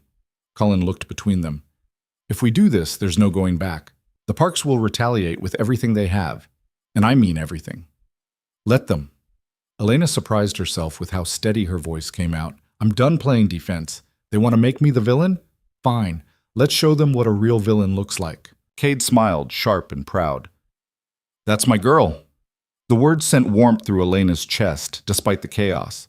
They spent the next 3 hours preparing. Cullen crafted a press release that walked the line between professional and damning. Marcus prepared legal documents to cover their asses. Hannah set up a press conference for that afternoon, calling in every favor she had to ensure maximum media coverage. And Elena sat in the center of it all, watching her life implode and rebuild in real time. You okay? Cade asked during a brief lull, handing her a bottle of water. No. Elena took a long drink. But I will be. That's all I need to hear. The press conference was held in a hotel ballroom downtown, hastily arranged but packed to capacity. Reporters filled every seat, cameras lined the back wall, and Elena could see the live stream counters climbing on the monitors. 30,000 viewers. 50,000. More. She sat beside Cade at a table on the small stage, microphones clustered in front of them like accusatory fingers. Cullen stood to the side, ready to intervene if needed. Marcus sat in the front row, his expression neutral but his eyes sharp. Cullen stepped to the podium first. Thank you all for coming on such short notice. We're here to address the false allegations that have been circulated about Mrs. Elena Ryu and to present evidence of a coordinated smear campaign orchestrated by the Park family. A murmur rippled through the crowd. Cullen continued, his voice clear and professional. Over the past 48 hours, multiple outlets have published stories containing fabricated evidence and outright lies designed to damage Mrs. Ryu's reputation. These stories claim she was fired from her previous employment, that she has substance abuse issues, and that she married Jin Park under false pretenses. All of these claims are demonstrably false. He clicked a remote, and the screen behind them lit up with documents. Employment records showing Elena had resigned voluntarily. Character references from former colleagues. Medical records proving she'd never sought treatment for addiction because there was no addiction to treat. Furthermore, Cullen said, we have evidence that the Park family has engaged in a pattern of harassment and intimidation designed to silence Mrs. Ryu and discredit Mr. Ryu's legitimate business activities. Another click. This time, the screen showed financial records, offshore accounts, shell companies, transactions that didn't add up. The room went dead silent. Park Industries has been laundering money through their charitable foundation for at least 5 years, Cullen continued. They have used their political connections to secure contracts through bribery and corruption. And when Mrs. Ryu's marriage to Jin Park ended, they attempted to erase her from their narrative entirely, going so far as to threaten her with deportation if she spoke publicly about their family. Elena's hands were clasped so tightly in her lap, her knuckles had gone white. She could feel every eye in the room on her, judging, assessing, hungry for more. Cullen stepped back. Mrs. Ryu has prepared a brief statement. Then we'll take questions. Elena stood on shaking legs and moved to the podium. The microphone seemed impossibly loud, the cameras impossibly intrusive. For a second, she couldn't remember how to speak. Then she looked at Cade. He nodded once, steady and sure. Elena took a breath and began. My name is Elena Ryu. Some of you knew me as Elena Voss, or as Jin Park's wife. For 7 years, I tried to be the person the Park family wanted me to be. I learned their language. I followed their rules. I sacrificed my identity, my career, and my connections to my own family because I believed that's what love required. Her voice steadied as she spoke. I was wrong. What I experienced wasn't love, it was control. And when I was no longer useful, when Jin wanted to marry someone else, I was discarded like I never mattered at all. What? She could see some of the reporters leaning forward now, their expression shifting from skepticism to something else. Interest. Maybe even sympathy. The stories you've seen about me over the past few days are lies, Elena continued. Lies designed to make me look unstable, dishonest, desperate. The Parks are counting on the fact that people will believe the worst about a woman who dared to move on. who dared to find happiness after they tried to destroy her. She paused. But I'm not here to beg for your belief. I'm here to present facts. And the fact is that the Park family has spent years building an empire on corruption and lies. They've hurt people. They've destroyed lives. And they've done it all while hiding behind a facade of respectability. Elena's eyes found Mrs. Park in the back of the room. The older woman stood near the exit, her face a mask of fury and something else. Fear, maybe. I'm not perfect, Elena said. I've made mistakes, but I'm not the villain in this story. They are, and I refuse to be silent anymore. She stepped back from the podium. The room erupted. Questions flew from every direction, a cacophony of voices demanding answers, clarification, more details. Colin fielded them with practiced ease, directing follow-up to the documentation they'd provided, promising additional evidence would be released through proper channels. But Elena barely heard it. She was watching Mrs. Park, who had turned and left the room without a word. That was brave, Cade murmured, when they finally escaped to a side room, leaving Colin to handle the aftermath. That was terrifying. Elena's legs gave out and she sank into a chair. Did I just ruin my life? No, you just took it back. Cade crouched in front of her, his hands on her knees. That took guts. I'm proud of you. The words cracked something open in Elena's chest. She'd spent 7 years seeking approval from people who would never give it. And here was Cade, offering it freely, and she didn't know how to handle it. What happens now? She asked. Now we wait and see how they respond. They didn't have to wait long. By evening, Park Industries' stock had dropped 12%. Major investors were calling for investigations. 3 board members had publicly distanced themselves from the family. And Jin's pregnant fiancée had been photographed leaving the Park estate with suitcases, reportedly moving back to her parents' home. The empire was cracking. Elena watched it all unfold from Cade's apartment, curled up on his couch, with a glass of wine she wasn't drinking, and her phone buzzing nonstop with messages from reporters, old acquaintances, and people she'd never heard of who suddenly wanted to be her friend. You should eat something, Cade said, appearing with takeout containers. I'm not hungry. Eat anyway. He sat beside her, solid and warm. You haven't eaten all day. Elena picked at the noodles he'd ordered, managing a few bites before her stomach rebelled. Do you think it worked? The press conference? Yeah, it worked. Cade set down his own food. But it's going to get worse before it gets better. The Parks won't go down without a fight. How much worse? Before he could answer, Elena's phone rang. Unknown number. She almost didn't answer, but something made her pick up. Hello? You stupid, ungrateful bitch. Mrs. Park's voice was pure venom. Do you have any idea what you've done? Elena's hand tightened on the phone. I told the truth. You destroyed my family. The older woman's composure had shattered completely. Years of work, our reputation, everything, gone because you couldn't accept that you weren't good enough for us. I was always good enough. You just couldn't see it.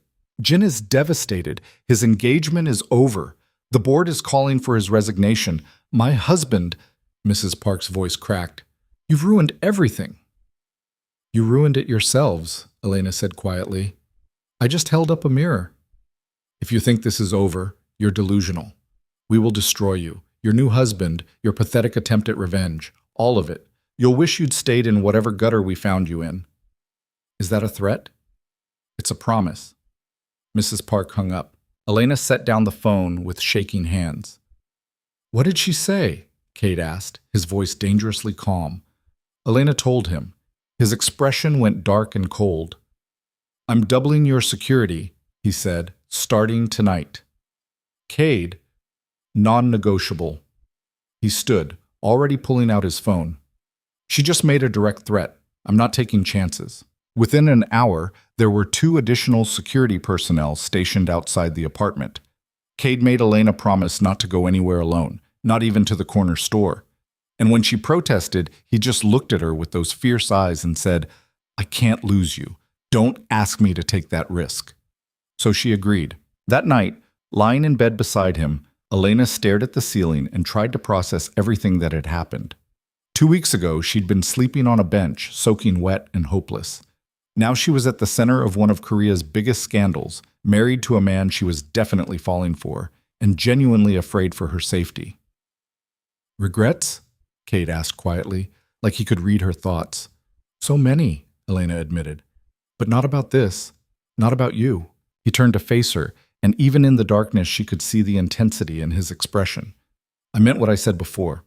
About this being real. About you. I know. Do you feel the same way? Elena's heart hammered. She could lie. Could keep it safe and professional and protect herself from the inevitable moment when this all fell apart.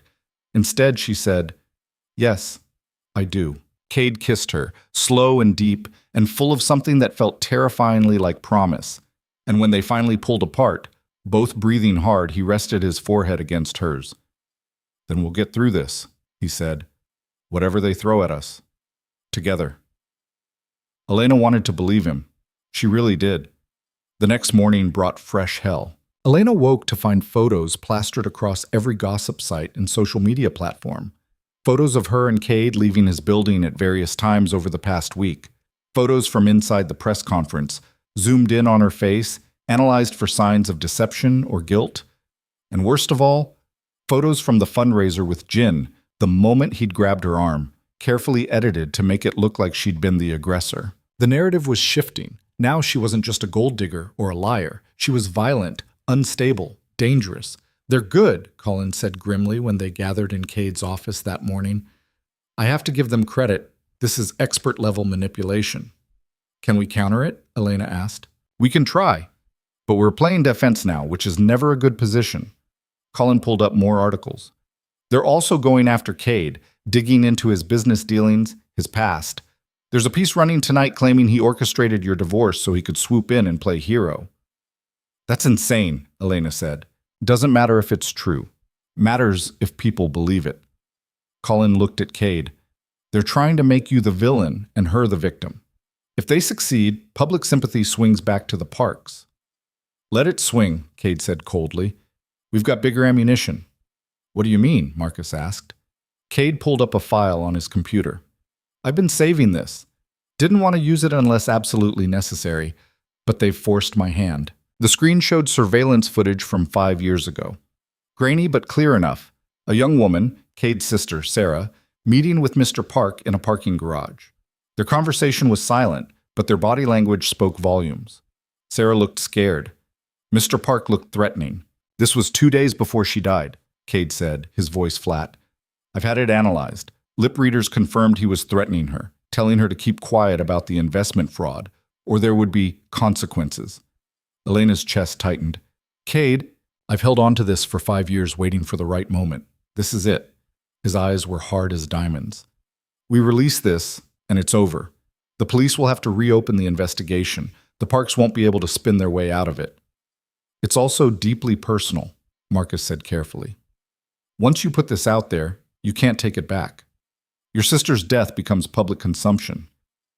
Sarah deserves justice more than she deserves privacy. Cade's jaw was set. We do it. Colin nodded slowly. I'll prep the release. But Cade, this is going to get ugly for all of us. It's already ugly. Cade looked at Elena. You okay with this? Was she? This was beyond corporate corruption or financial fraud. This was accusing one of Korea's most powerful families of murder, or at least conspiracy to commit murder. The fallout would be nuclear. But she thought about Sarah, about all the people the Parks had hurt over the years, about the version of herself who'd sat in the rain with nothing left. Do it, Elena said. The footage dropped at noon, accompanied by a statement from Cade that was brief and devastating. Within minutes, it was trending worldwide. News organizations picked it up. The police issued a statement saying they would review the case, and the Parks' lawyer released a furious denial that only made them look more guilty. By evening, Mr. Park had suffered what his PR team described as a minor health incident and been hospitalized. Jin had locked himself in his apartment and wasn't taking calls, and Mrs. Park had retreated to the family estate, surrounded by lawyers and refusing all interviews. Elena watched the news coverage from Cade's apartment, still processing the magnitude of what they'd done. They'd gone from attacking the Parks' business to implicating them in a woman's death. There was no coming back from this. For anyone. How are you feeling? Hannah asked, appearing with coffee and a concerned expression. Honestly, Numb. Elena accepted the coffee gratefully. This doesn't feel real. It's real, and it's necessary. Hannah sat beside her. I knew Sarah. She was brilliant and kind, and she didn't deserve what they did to her. Cade's been carrying this for years. I'm glad he finally let it out. Where is he? On a call with his people, making sure the evidence is airtight before the police come knocking. Hannah paused. He's going to need you, you know. Tonight, tomorrow. However long this takes. I'm not going anywhere. Good. Hannah squeezed her hand. Because despite how this all started, you two are good for each other. I can see it. Elena wanted to argue, wanted to say it was too soon, too complicated, too built on revenge to be real, but she couldn't. Because it was real, somehow. In the middle of all this chaos and pain, she'd found something genuine. Cade appeared in the doorway, looking exhausted. Police want to interview me tomorrow morning. Marcus is coordinating. What do they want to know? Elena asked. Everything. How I got the footage, why I waited 5 years to release it, whether I have additional evidence. He ran a hand through his hair. It's going to be a long day. Hannah stood. I'll leave you two. Call if you need anything. After she left, Elena patted the couch beside her.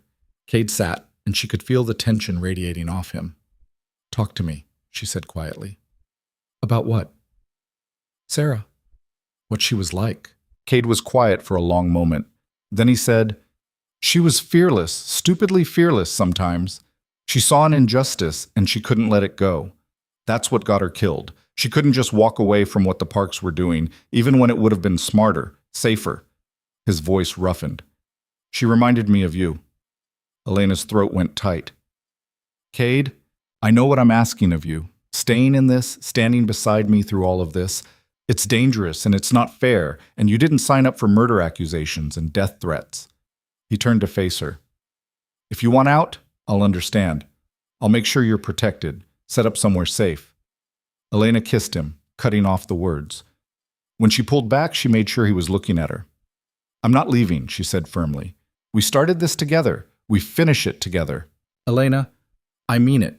You gave me my life back when I had nothing. You made me feel powerful when I felt broken. You think I'm going to walk away now, when it actually matters? She cupped his face. I'm all in, Cade. Whatever comes next. I'm in. Something in his expression cracked, and he pulled her close, burying his face in her neck. They sat like that for a long time, holding each other while the world burned down around them. And for the first time since this whole thing started, Elena felt certain. Not about the outcome, not about whether they'd win or lose, but about him, about them. That was enough. The police interview lasted 6 hours.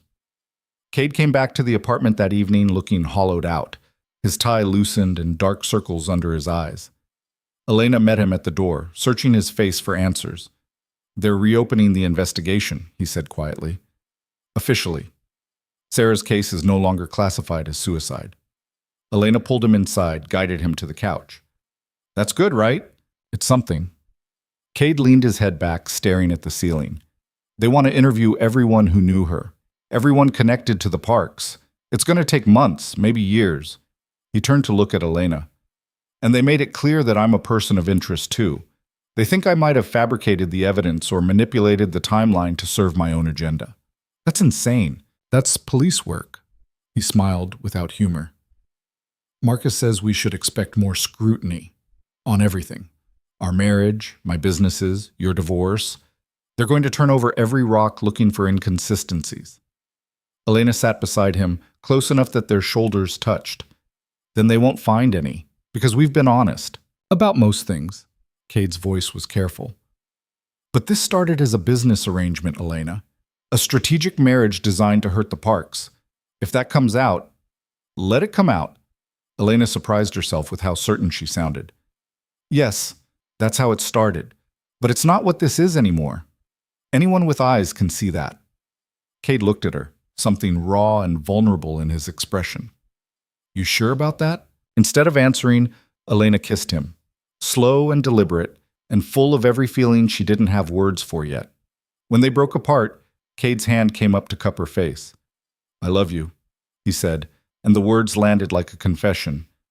I know that's terrible timing and probably the last thing you want to hear right now, but I do. I love you.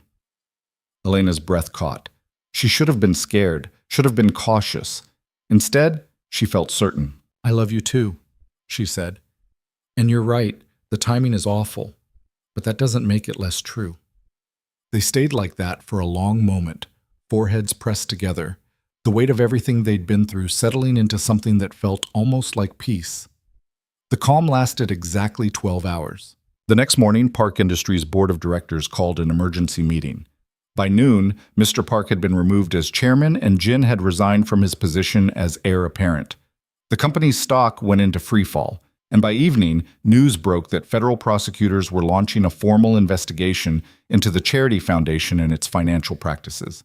Elena watched it unfold from Cade's office, surrounded by monitors showing different news channels, all covering the same story from different angles. The empire the Parks had spent decades building was collapsing in real time. You'd think I'd feel better, she said to Hannah, who'd stopped by with coffee and moral support. You don't? I feel... Elena searched for the word. Empty. Like I spent so much energy hating them that now that they're actually falling, I don't know what to do with myself. Hannah nodded knowingly. Revenge is like that. You think it'll fix everything, make you whole again, but all it really does is close a chapter. What comes after? That's the hard part. What did come after? For you, I mean. Hannah smiled slightly. I stopped working for people who treated me like disposable labor and started working for Cade, who treats me like family. I learned to set boundaries. I figured out that my worth isn't determined by how useful I am to powerful people. She paused. And I met someone who loves me for who I am, not what I can do for them. I didn't know you were seeing someone. I don't advertise it, but yeah, 2 years now. Hannah's expression softened. My point is, the revenge was just the beginning. The real work is figuring out who you are when you're not defined by what they did to you. The words sat heavy in Elena's chest, true and uncomfortable. That evening, Jin called. Elena stared at her phone for 3 rings before answering, half expecting another tirade. Instead, Jin's voice came through quiet and defeated. I need to talk to you. In person. I don't think that's a good idea. Please. He sounded broken. Just coffee. One conversation. Then I'll leave you alone forever. Elena should have said no. Should have hung up and blocked his number, but there was something in his voice, something that sounded like the boy she'd fallen in love with a lifetime ago, before the Parks had molded him into someone else. 1 hour, she said. Public place. And I'm bringing security. They met at a cafe in Gangnam the next afternoon. Neutral territory that neither of them had history with. Jin looked terrible, unshaven, rumpled, like he hadn't slept in days. The security Cade had insisted on stayed visible but distant, giving them the illusion of privacy. Thank you for coming, Jin said as Elena sat down. You have 45 minutes. Talk. He laughed, bitter and short. Right to business. That's new. A lot is new. Jin wrapped his hands around his coffee cup like he needed something to hold on to. I'm sorry for everything, for how I treated you, how my family treated you, for not standing up to my mother when it mattered, for being too weak to be the husband you deserved. Elena had imagined this moment 100 times during her marriage. Jin apologizing, admitting fault, finally seeing her. Now that it was happening, it felt hollow. Why now? She asked. Why say this now, when everything's already gone to hell? Because I finally see it. What I lost. What I threw away. Jin looked up at her, his eyes red-rimmed. I loved you, Elena. I know I did a terrible job of showing it, but I did. And I was too much of a coward to fight for you. You didn't just fail to fight for me, Jin. You participated in destroying me. You stood there and watched your mother strip away my dignity, my identity, everything I was, and you did nothing. I know. Do you? Because from where I'm sitting, it looks like you only care now because you've lost everything. Your position, your reputation, your fiancé. If you still had all that, would you even be here? Jin flinched. That's not fair. Nothing about any of this was fair. Elena leaned forward. You want absolution? I can't give you that. You want me to say it's okay, that I understand? I won't. Because it wasn't okay. And understanding doesn't erase what you did. Then what do you want from me? Elena thought about it, really thought about it. I want you to be better, not for me, for yourself. I want you to look at what your family did, what you participated in, and actually change. Not because you lost everything, but because it was wrong. Jin was quiet for a long moment. Then he said, I'm testifying. Against my father. Against the family. The prosecutors offered me immunity if I cooperate fully, and I'm taking it. Elena's eyebrows rose. Your mother must be losing her mind. She's disowned me, told me I'm dead to her. Jin's smile was broken. Turns out that's what it took for me to finally grow a spine. Despite everything, Elena felt a flicker of something that might have been sympathy. That took courage. It took losing everything that mattered, including you. He paused. Are you happy with Ryu? The question caught her off guard. Yes, I am. Good. Jin stood, leaving his coffee untouched. That's all I wanted to know. That destroying everything was worth it because at least you got out. He walked away before Elena could respond, and she sat there for a long moment processing the conversation. It hadn't given her closure exactly, but it had given her something, confirmation that she'd made the right choice, that the life she'd left behind wasn't worth mourning. When she got back to Cade's apartment, she found him on the balcony with a glass of whiskey, staring out at the city. How'd it go? He asked without turning around. Strange. Sad. But necessary, I think. Elena joined him at the railing. He's testifying against his family. Cade's eyebrows rose. That's unexpected. He said it was the only way to make things right. Elena leaned against the railing. I almost felt sorry for him. Almost? He made his choices. Now he's living with them. She glanced at Cade. We all are. Any regrets? Elena considered the question seriously. 2 months ago, she'd been thrown out in the rain with nothing. Now she was married to a man she loved, living in luxury and watching the family that destroyed her face actual consequences for their actions. It should have felt like victory. Instead, it felt complicated. I regret the time I wasted trying to be someone I wasn't, she said finally. I regret not seeing the Parks for what they were sooner. But this? Us? No regrets. Cade pulled her close, and they stood there watching the city lights flicker to life as the sun set. What happens now? Elena asked quietly. Now we figure out what we are when we're not at war. The trial took 3 months to get underway. In that time, Elena and Cade settled into something that felt dangerously like normal. She moved into his apartment officially, combining their spaces until it felt like theirs instead of his. They had dinner together most nights, sometimes alone, and sometimes with Hannah or Marcus or Colin. They argued about stupid things like whose turn it was to pick the restaurant and whether the thermostat should be set to 70 or 72. It was domestic and ordinary, and Elena loved every minute of it. She also started therapy at Hannah's gentle insistence.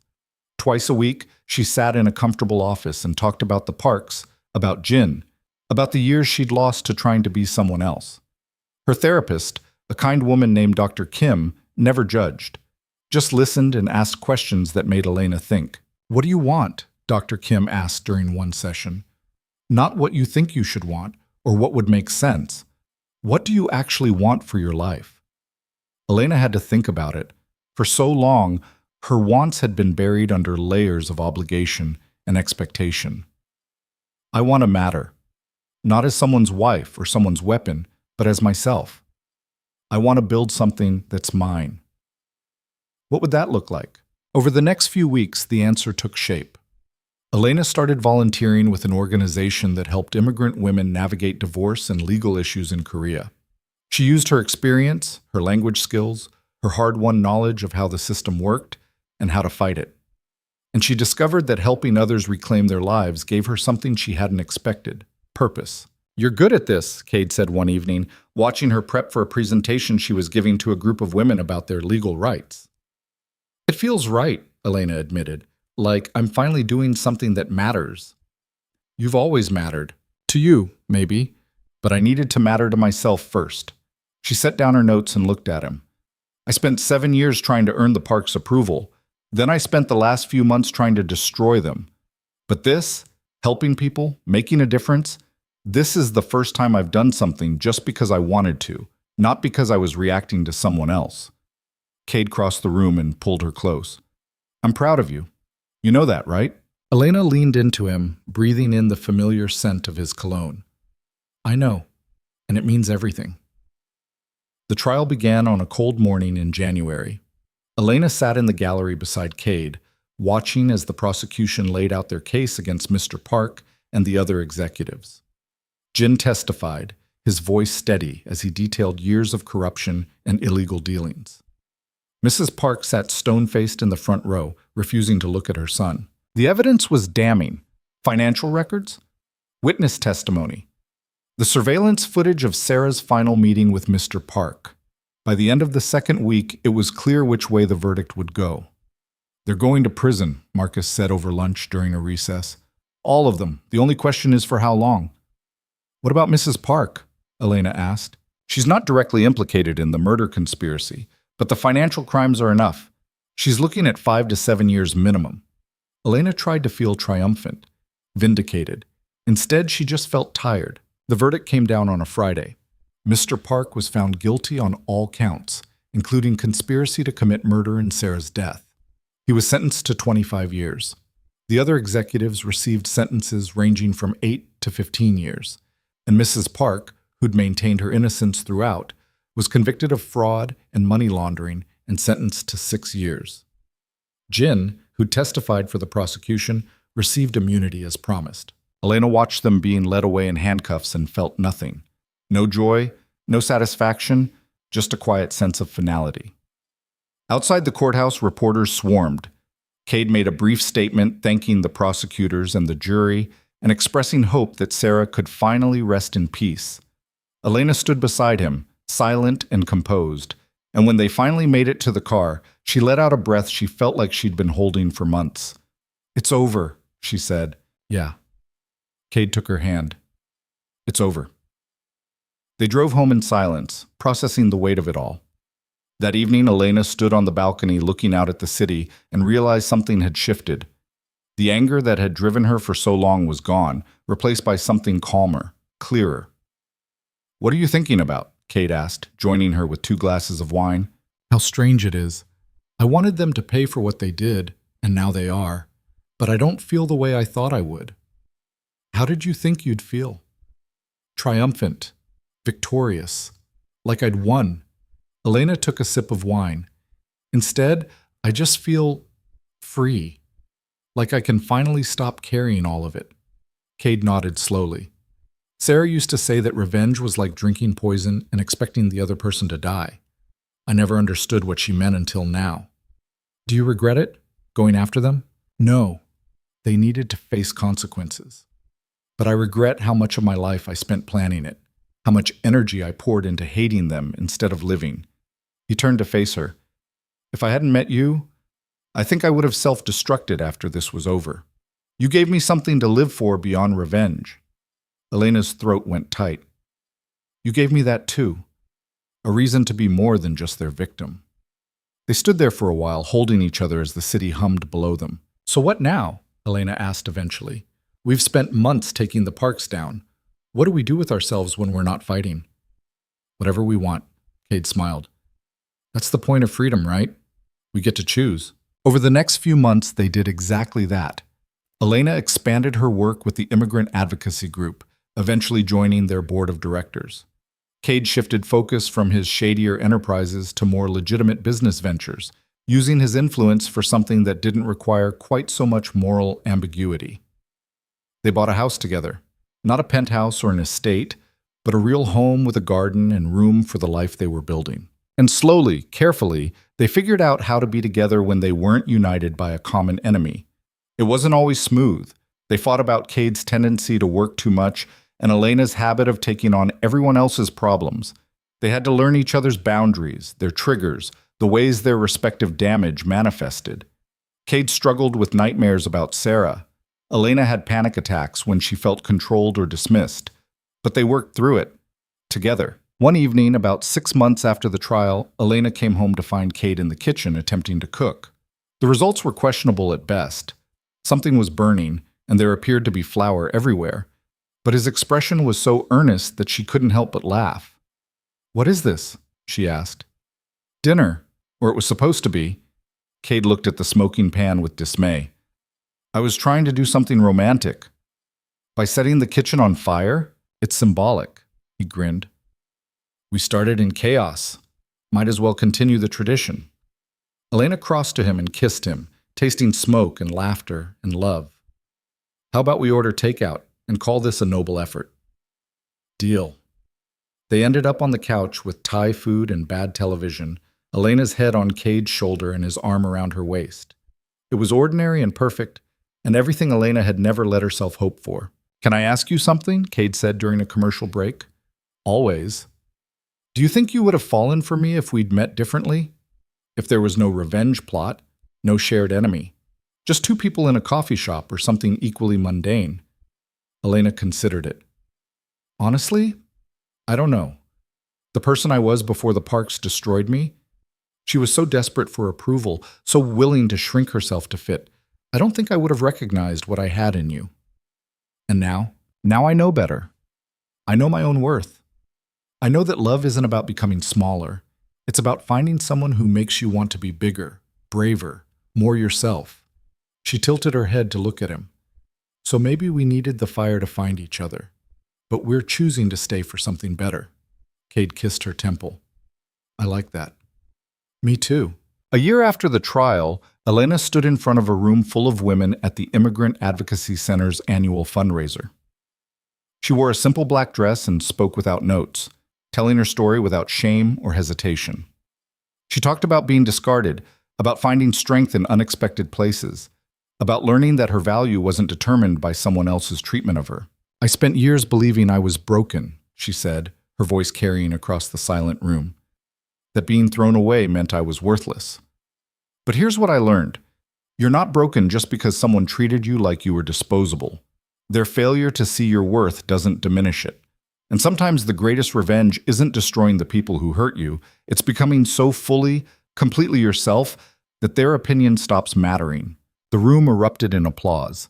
Elena saw women crying, nodding, seeing themselves in her words.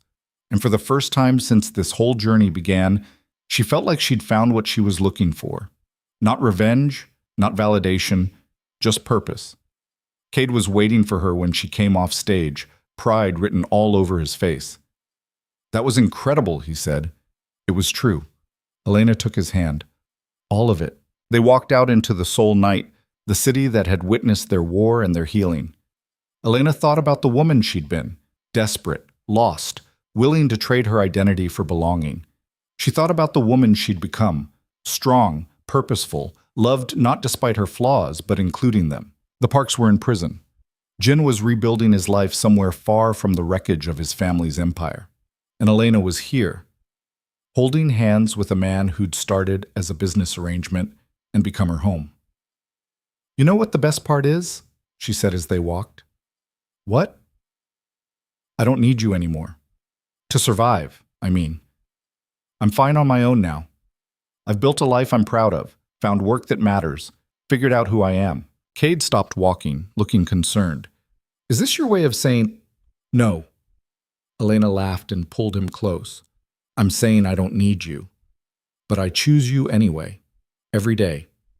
Not because you rescued me or because we have history or because it's convenient, but because I love you, because you make me better. Because this, us, is something I want, not something I need to survive. Understanding dawned in Cade's eyes, followed by something that looked a lot like relief. That's the difference, isn't it, between what you had with Jin and what we have? Exactly. Jin and I were never partners. I was an accessory to his life, but you see me, all of me, the broken parts and the strong parts and everything in between, and you love me anyway. I love you because of all of it, Cade corrected. The strength you found in the breaking, the fire you discovered when you fought back, the compassion you chose when you could have just stayed angry. He cupped her face.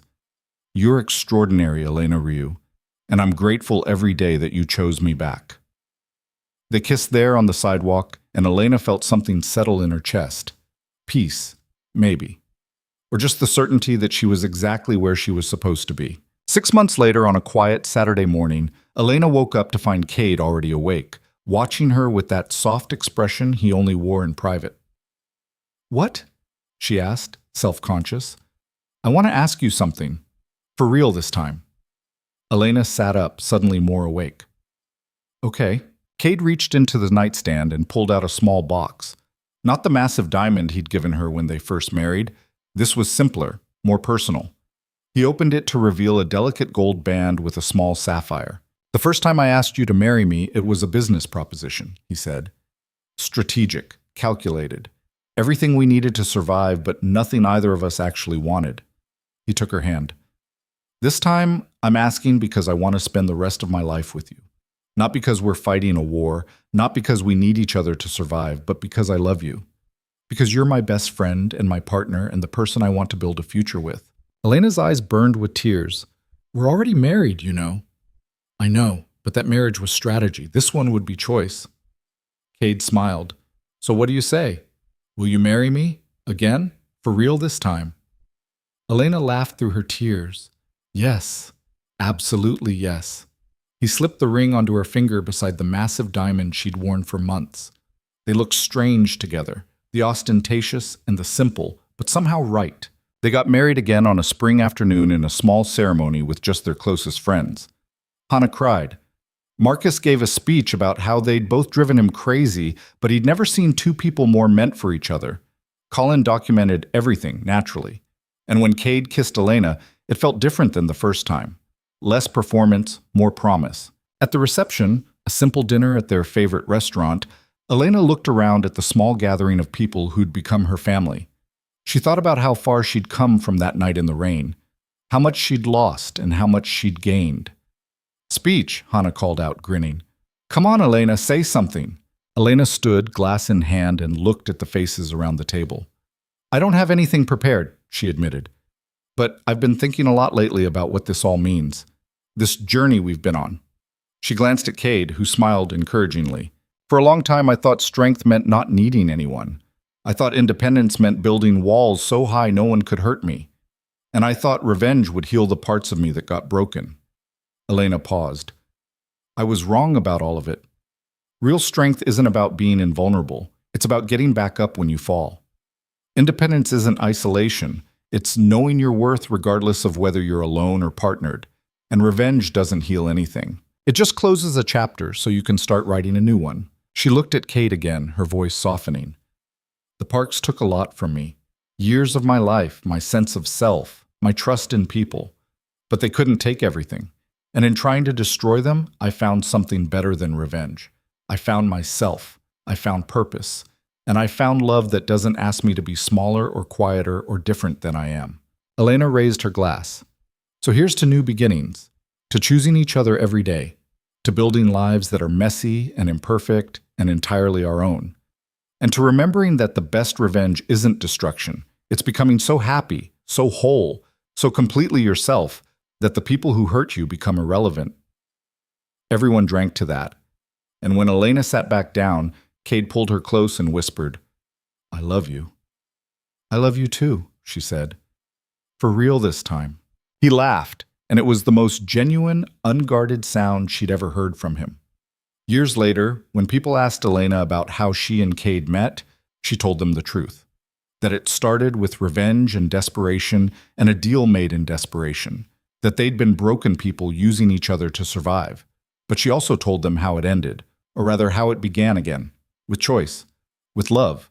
With two people who'd been destroyed by their pasts deciding to build a future together anyway.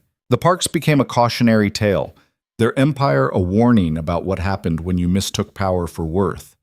Jin rebuilt his life quietly, far from the spotlight. Mrs. Park served her sentence and disappeared from public life entirely. And Elena and Cade built something better than revenge. They built a life, a home, a partnership that grew deeper with every passing year. Sometimes Elena still thought about that night in the rain, about the woman she'd been, broken, desperate, lost. She didn't miss her, but she was grateful for her, because that woman's courage in the worst moment of her life had led to all of this. No regrets? Cade asked one evening as they sat on their porch watching the sunset. Elena considered the question. The years she'd lost, the pain she'd endured, the war they'd fought. I regret what they did to me, but I don't regret what I did with it. I don't regret fighting back. And I definitely don't regret finding you in the middle of it all. Even though I was using you? Even though we were using each other, Elena smiled. We just forgot to stop. Cade pulled her close, and they sat there in comfortable silence as the sky turned gold and pink and purple. Because that's what Elena had learned in the end. That sometimes the best victories aren't the ones where you destroy your enemies. They're the ones where you become so completely wholly yourself that their opinion stops mattering. Where you build something so good, so real, so entirely yours that the past loses its power over you.